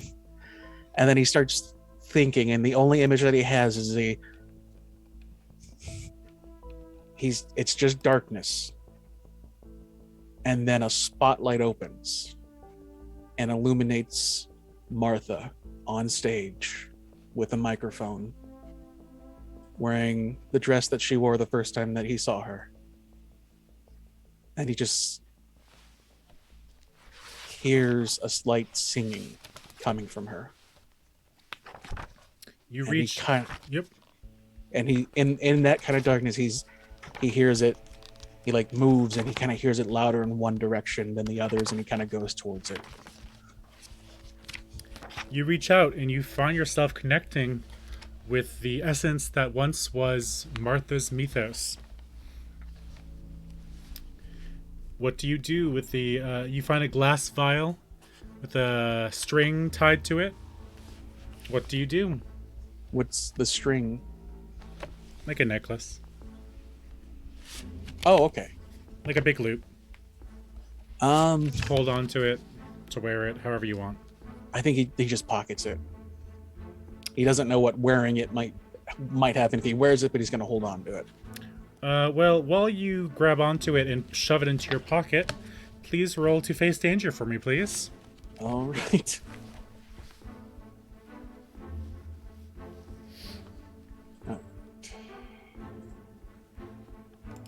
I'm going to do nothing left to lose, endure any punishment. And can I do a righteous man as well for tags? I'm going to say no.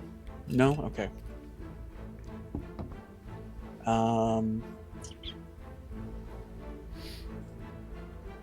I think those are going to be the only two that I can roll. So When you roll, just so you know, you will receive a tag of overwhelmed 4.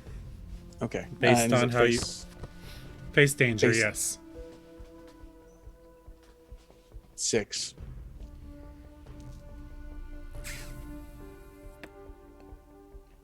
Yeah. So it interacts poorly. You grab onto the vial that holds Martha's mythos, and you feel the power course through you. You feel all of the self-hatred and emotion and all of the terror and the bloodlust that Martha held in her, and it takes over.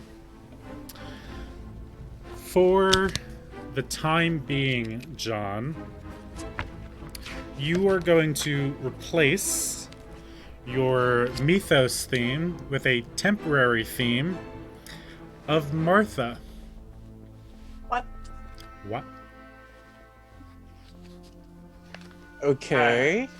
The easy way to do this on the sheet is you can add an additional theme by flipping over your main character card. Flip card. Okay. So replace Devil May Care or Devil Take It All with Martha. Now go to your character card all the way on the right and add a new card, because it's only going to be temporary. You'll just have to ignore one of them for however long. Oh, character card. Okay. Yeah. And I'll just add notes. Martha? So if you flip the card on the back, it says gain an extra theme. Click one of those and it'll add one for you. Oh. There it is. Okay. Gain an extra theme. Okay. And that's Martha. So you're marking it as Martha. Don't worry about the type. But Okay. I'm going to give you 3 power tags and a weakness tag. Okay.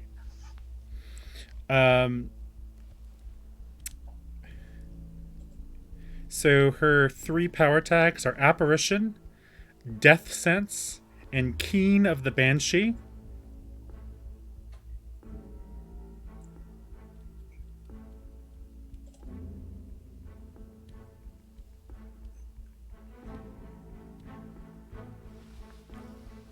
Trying to see, how do I add a... Oh, okay. Are you adding power tags on there? I can add them if you want me to. No, okay, no, I think I got it. So Death Sense. Apparition. Trying to remember how to spell apparition. Okay. And Keen of the Banshee. Okay. And her weakness tag is Alcoholic. All right.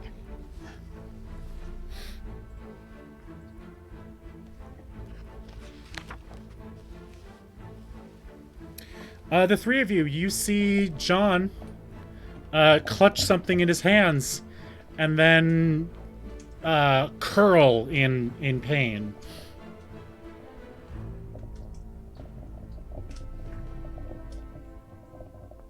Lexi's gonna move towards him cautiously. Yeah, same. Move, but definitely not wanting to touch anything, and also just a little worried about what is happening to him. Father. Do I am I Martha now? No, but you have Okay. the kind of mythological power that she once had. Oh. Does he feel any different? He if does. You do touch him? Hey, Ami, Lexi, Celine. I should just hold this page open. Tell me.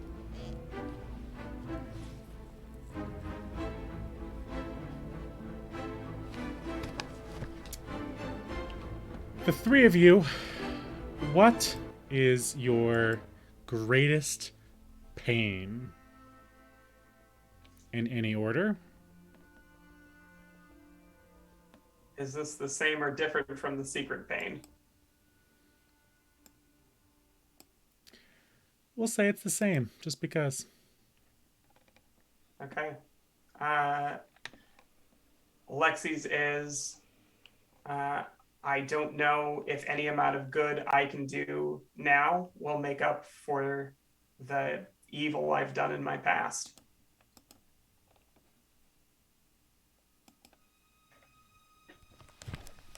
Celine, what is your secret pain? Did I make the wrong choice? And Ami? I'm forgetting the exact wording. Is it on my sheet? I can tell you if you forget. You can also The exact wording? Yes, please. Because I don't. If I need You to can say also it- just do the vibe if you want. Up to you. Okay. Yeah, that's all I did. I don't think I can save her, or I'm afraid that I can't save her. I believe originally it was I am not powerful enough to save the ones I love. Yeah. Job, you feel all of that right away. Oh. And yes, it feels like the worst hangover you've ever experienced. There is That not was not a good idea. there is not Did enough not go the- alcohol to cover up the pain you feel right now. That did not go the way I wanted it to. What did not go? What have you done? I was hoping I could find Martha's essence and fix her. And I found it. But I think it is affecting me. I didn't just get the essence. I got the essence of Martha. What she does. It's not good. No, this ain't good. Does it also does it take over Devil Take It All, that mythos? Like temporarily? Does it like supersede it? For now, I'll say yes. Because now I think he's feeling a lot of pain. Mm-hmm. Like more so intense than ever before. I'm not going to say that it takes over completely. You're not completely replacing it. But His hardiness is lessened than it used to be.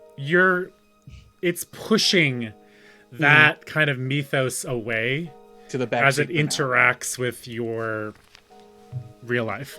Mm-hmm. All of the pain you've been trying to push away is very quickly bubbling to the surface. Maybe, this ain't good.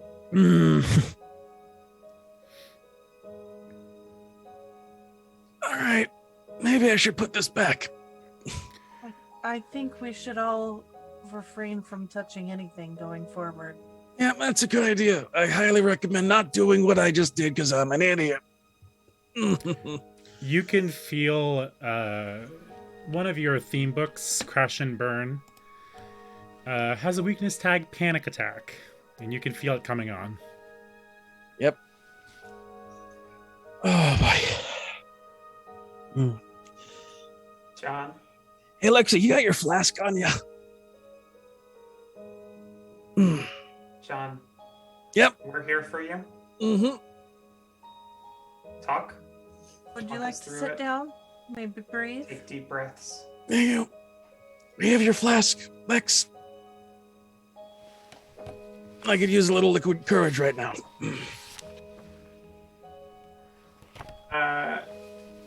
I think it might be me. Lexi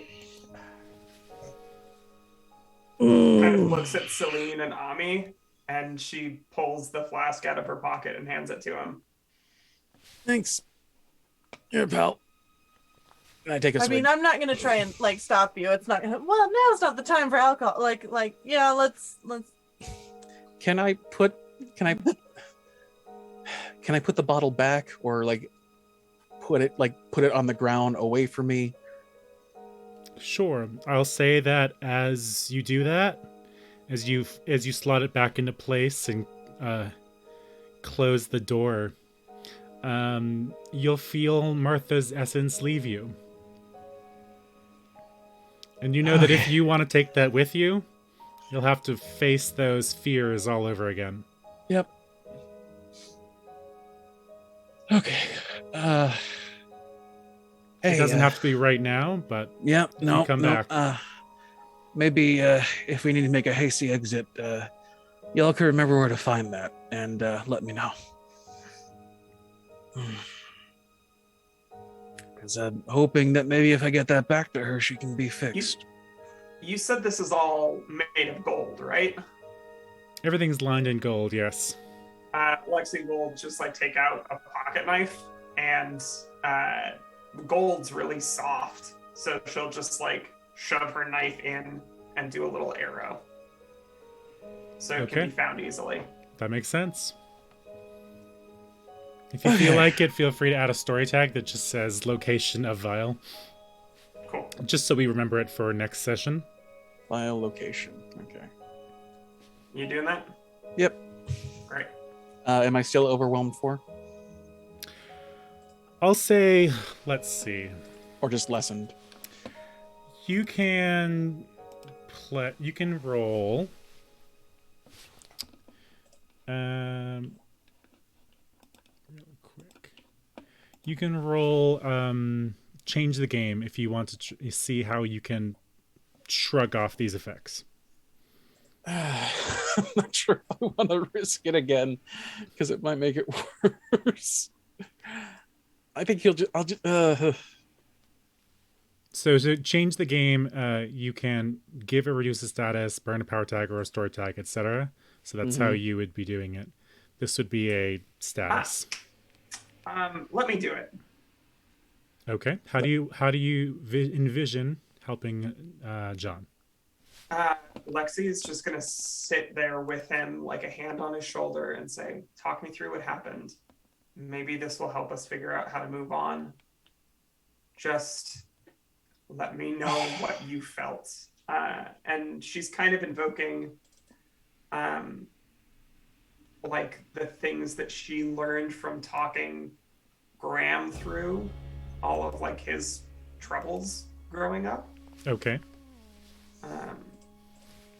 And trying to like coax the negative feelings out of him. It was like, you know, when we first met her and she was sad because she saw what was hurting me. It was a sudden sense of that, and I could feel what was hurting you all at the same time. And it was on top of what she was feeling. So it was a lot of hurting. It was a lot. Yeah. I'm sorry that you had to take on our pain in that moment. It's okay. I just might need you to like help me limp out of here with that thing. Because if I can get it back to her, maybe she can get back to her old self. Yeah. You know, my biggest regret was leaving you all behind, and I didn't realize how selfish I was, because I wasn't just leaving you all behind and letting you all be left to the wolves, it turns out, because I'm a fucking idiot. I didn't think about that. But everyone else, including Martha. And Gregory said that she went out one night trying to find me, and she came back this way. The way that be. Look, it's not your fault. It is my fault, though. John, we're all carrying too much. We're doing the best that we can. And we are here for each other. I know. And I'm really hoping I can be here for you, because I can't make that mistake again. I don't want to make that mistake again.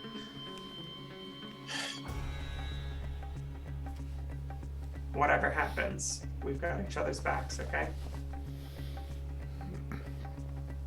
Yeah. Whenever you're ready, roll to change the game with any relevant power tags. I think I'm gonna add compassionate and have a heart to heart. Oh, okay. I thought that Lexi was going to roll it for you, but up to you. Oh, okay. No. Those are appropriate power tags, though. Yeah. Up to the two of you. I'll let it be Lexi helping me get through I did this. just roll a 14. Okay, well then there we go. What you're gonna do? The goal here was to reduce the status Yep. of like overwhelmed. Mm-hmm. So maybe you're just whelmed now. Just whelmed. What was your power for that roll? 3. Cool. So you can reduce the status down to a tier 1 whelmed. Okay. Thanks. Maybe just like raw, emotionally raw. Oh, I do enjoy emotionally raw as a status. All right. Whelmed has become emotionally raw. Either way, honestly. Lex, you're a hell of a friend. And I mean that. Thank you. I can't imagine doing this without you. I mean, y'all did it once, and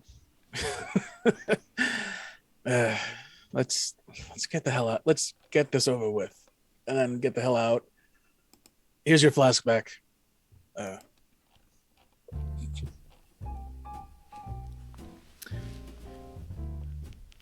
As the four of you follow down the path, you can hear music playing just in the next room.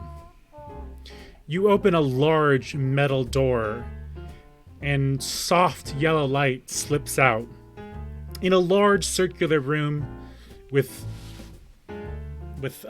beakers and vials and all kinds of chemical equipment, an old record is playing a snazzy tune in the background when you enter this cozy cave turned lab.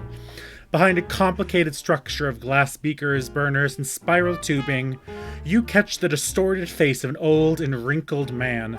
But when he steps out, you see a middle-aged man before you, dressed in a dapper suit. "I've been expecting you," he says calmly, while tossing powder into a vial, never stopping to look at you. You are the last ingredient. And with that, we are ending our session early, to be concluded next time. I do hope you'll be able to join us for the conclusion of this episode and some investigations into the meaning of the rest of this mystery. So we're going to stop right there. If all of you would like to give your outros, and perhaps if you want to, since we're not wrapping up, if you want to respond how your character responds in the moment, or is feeling in the moment, feel free. We will finish this scene a little bit later. Celine, that's you first. Yep. Hi, I'm Luke Locke. I played Celine Caliburn, Excalibur. I feel like at this point, Celine's feeling a little exhausted post giving it her all, not holding back. But also extremely worried about everything that people keep touching. So far, it's been Lexi and Father John, and it's just like, no more liquid. But tomorrow you can find me on Nat 20 playing in Harrison's campaign, his Demi-Plants campaign, Fragments. And then I am off for almost a week doing birthday trip. And I will be back for the return of Sherlock, a very special episode on the 15th. So, which also happens to be the launch date of Crucible Magazine. So check it out on Kickstarter. Where can they find that? CrucibleMag.com. Very cool. Yes, I believe that's me next. I'm Chrissy. I played Noir-style. Yeah. How is she feeling?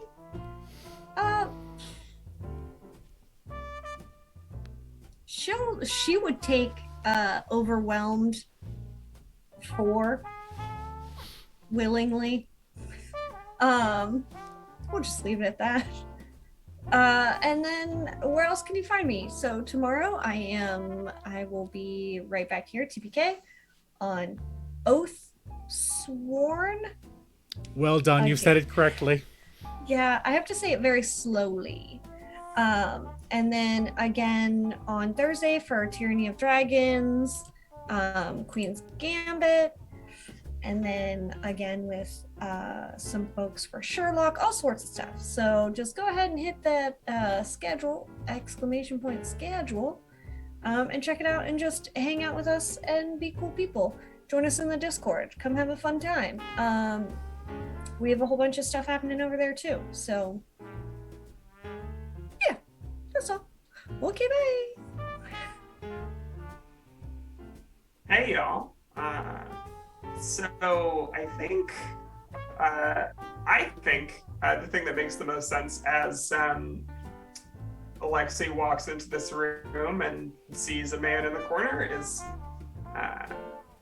she pulls out a gun and checks to see how many bullets are in it. Not out of character, I'd say. That said, my name is Legendary Vermin. You can find me as Legendary Vermin on all the places on the internet that matter, which is, of course, Itch, Twitch, and Twitter. Check out my games on Itch. If you want to see me do more stuff like this, please check out my website. It's legendaryvermin.com/live. Will take you to an ongoing list of all of the games I'm going to be in. Next time you can see me, will be next Monday, where we're doing a very special Valentine's Day game of dating.sim right here on TPK Roleplay. I will be a skeleton man who is my best impersonation of Matt Perry. Luke Locke is already interested. Yeah, it's gonna be good. It's gonna be really fun. It's gonna be very outrageous. It's everybody who ruined the last episode of The Top Shelf last season. Then on Wednesday, we're going to be doing Hubris of Man, which is the Alien RPG ongoing campaign. I wear a very cool piece of prosthesis for that. And of course, that Saturday, we're going to be doing the 3rd episode of Against the Light. Another time where I put on a lot of prosthesis and I become a giant bird lady. That game is nominally run in D&D, but it's definitely not a recognizable set of rules. It's us having a good time and making big political plays. So please come check that out. That's over on Neon Lights Roleplay, and it's a lot of fun. Last but not least. Hey, unmuted. Hey, everyone. Ekaj the Orc here. You can find me around on Twitch and on the Discord. If you haven't joined yet, feel free to join. But you can find me going around there, miming up a storm when summoned. Otherwise, as far as what I'm going to be in next, it's kind of my slow season right now. So the next time you'll see me will be next month as we pick up. Same City of Mist time, same City of Mist channel. And that's about it for me. Thank you very much, all of you, for joining me, and thank you for being willing to split this episode up into 2 little bits, because there's a lot of things that you have not gotten the chance to investigate around the city that I would like for you to get a chance to do, so we'll do that as well next time. My name is Proper Nerdy. I've been your game master for the evening. You can find me anywhere you like. I am a TPK staff member and designer, TTRPG role player, game master, and designer. It would mean the world to me if you would check out my games on Itch. If someone could throw !games in the chat. There is a whole bunch of very great games made by a bunch of TPK members on Itch One of those is generational, and an upcoming one will be cataclysmal. It's up on itch. It's not completed, but we'll be playing it on the 28th of March. Speaking of the next time you'll see me before this. On March 1st, we have Dare Electric 2, The Deep. It is waiting for you, Luca and Chrissy. So join us for the original cast of Dare Electric, and we will be going instead on a train into a submarine. So I hope that they aren't afraid of the water. With that, I wish you all a wonderful evening and a good night.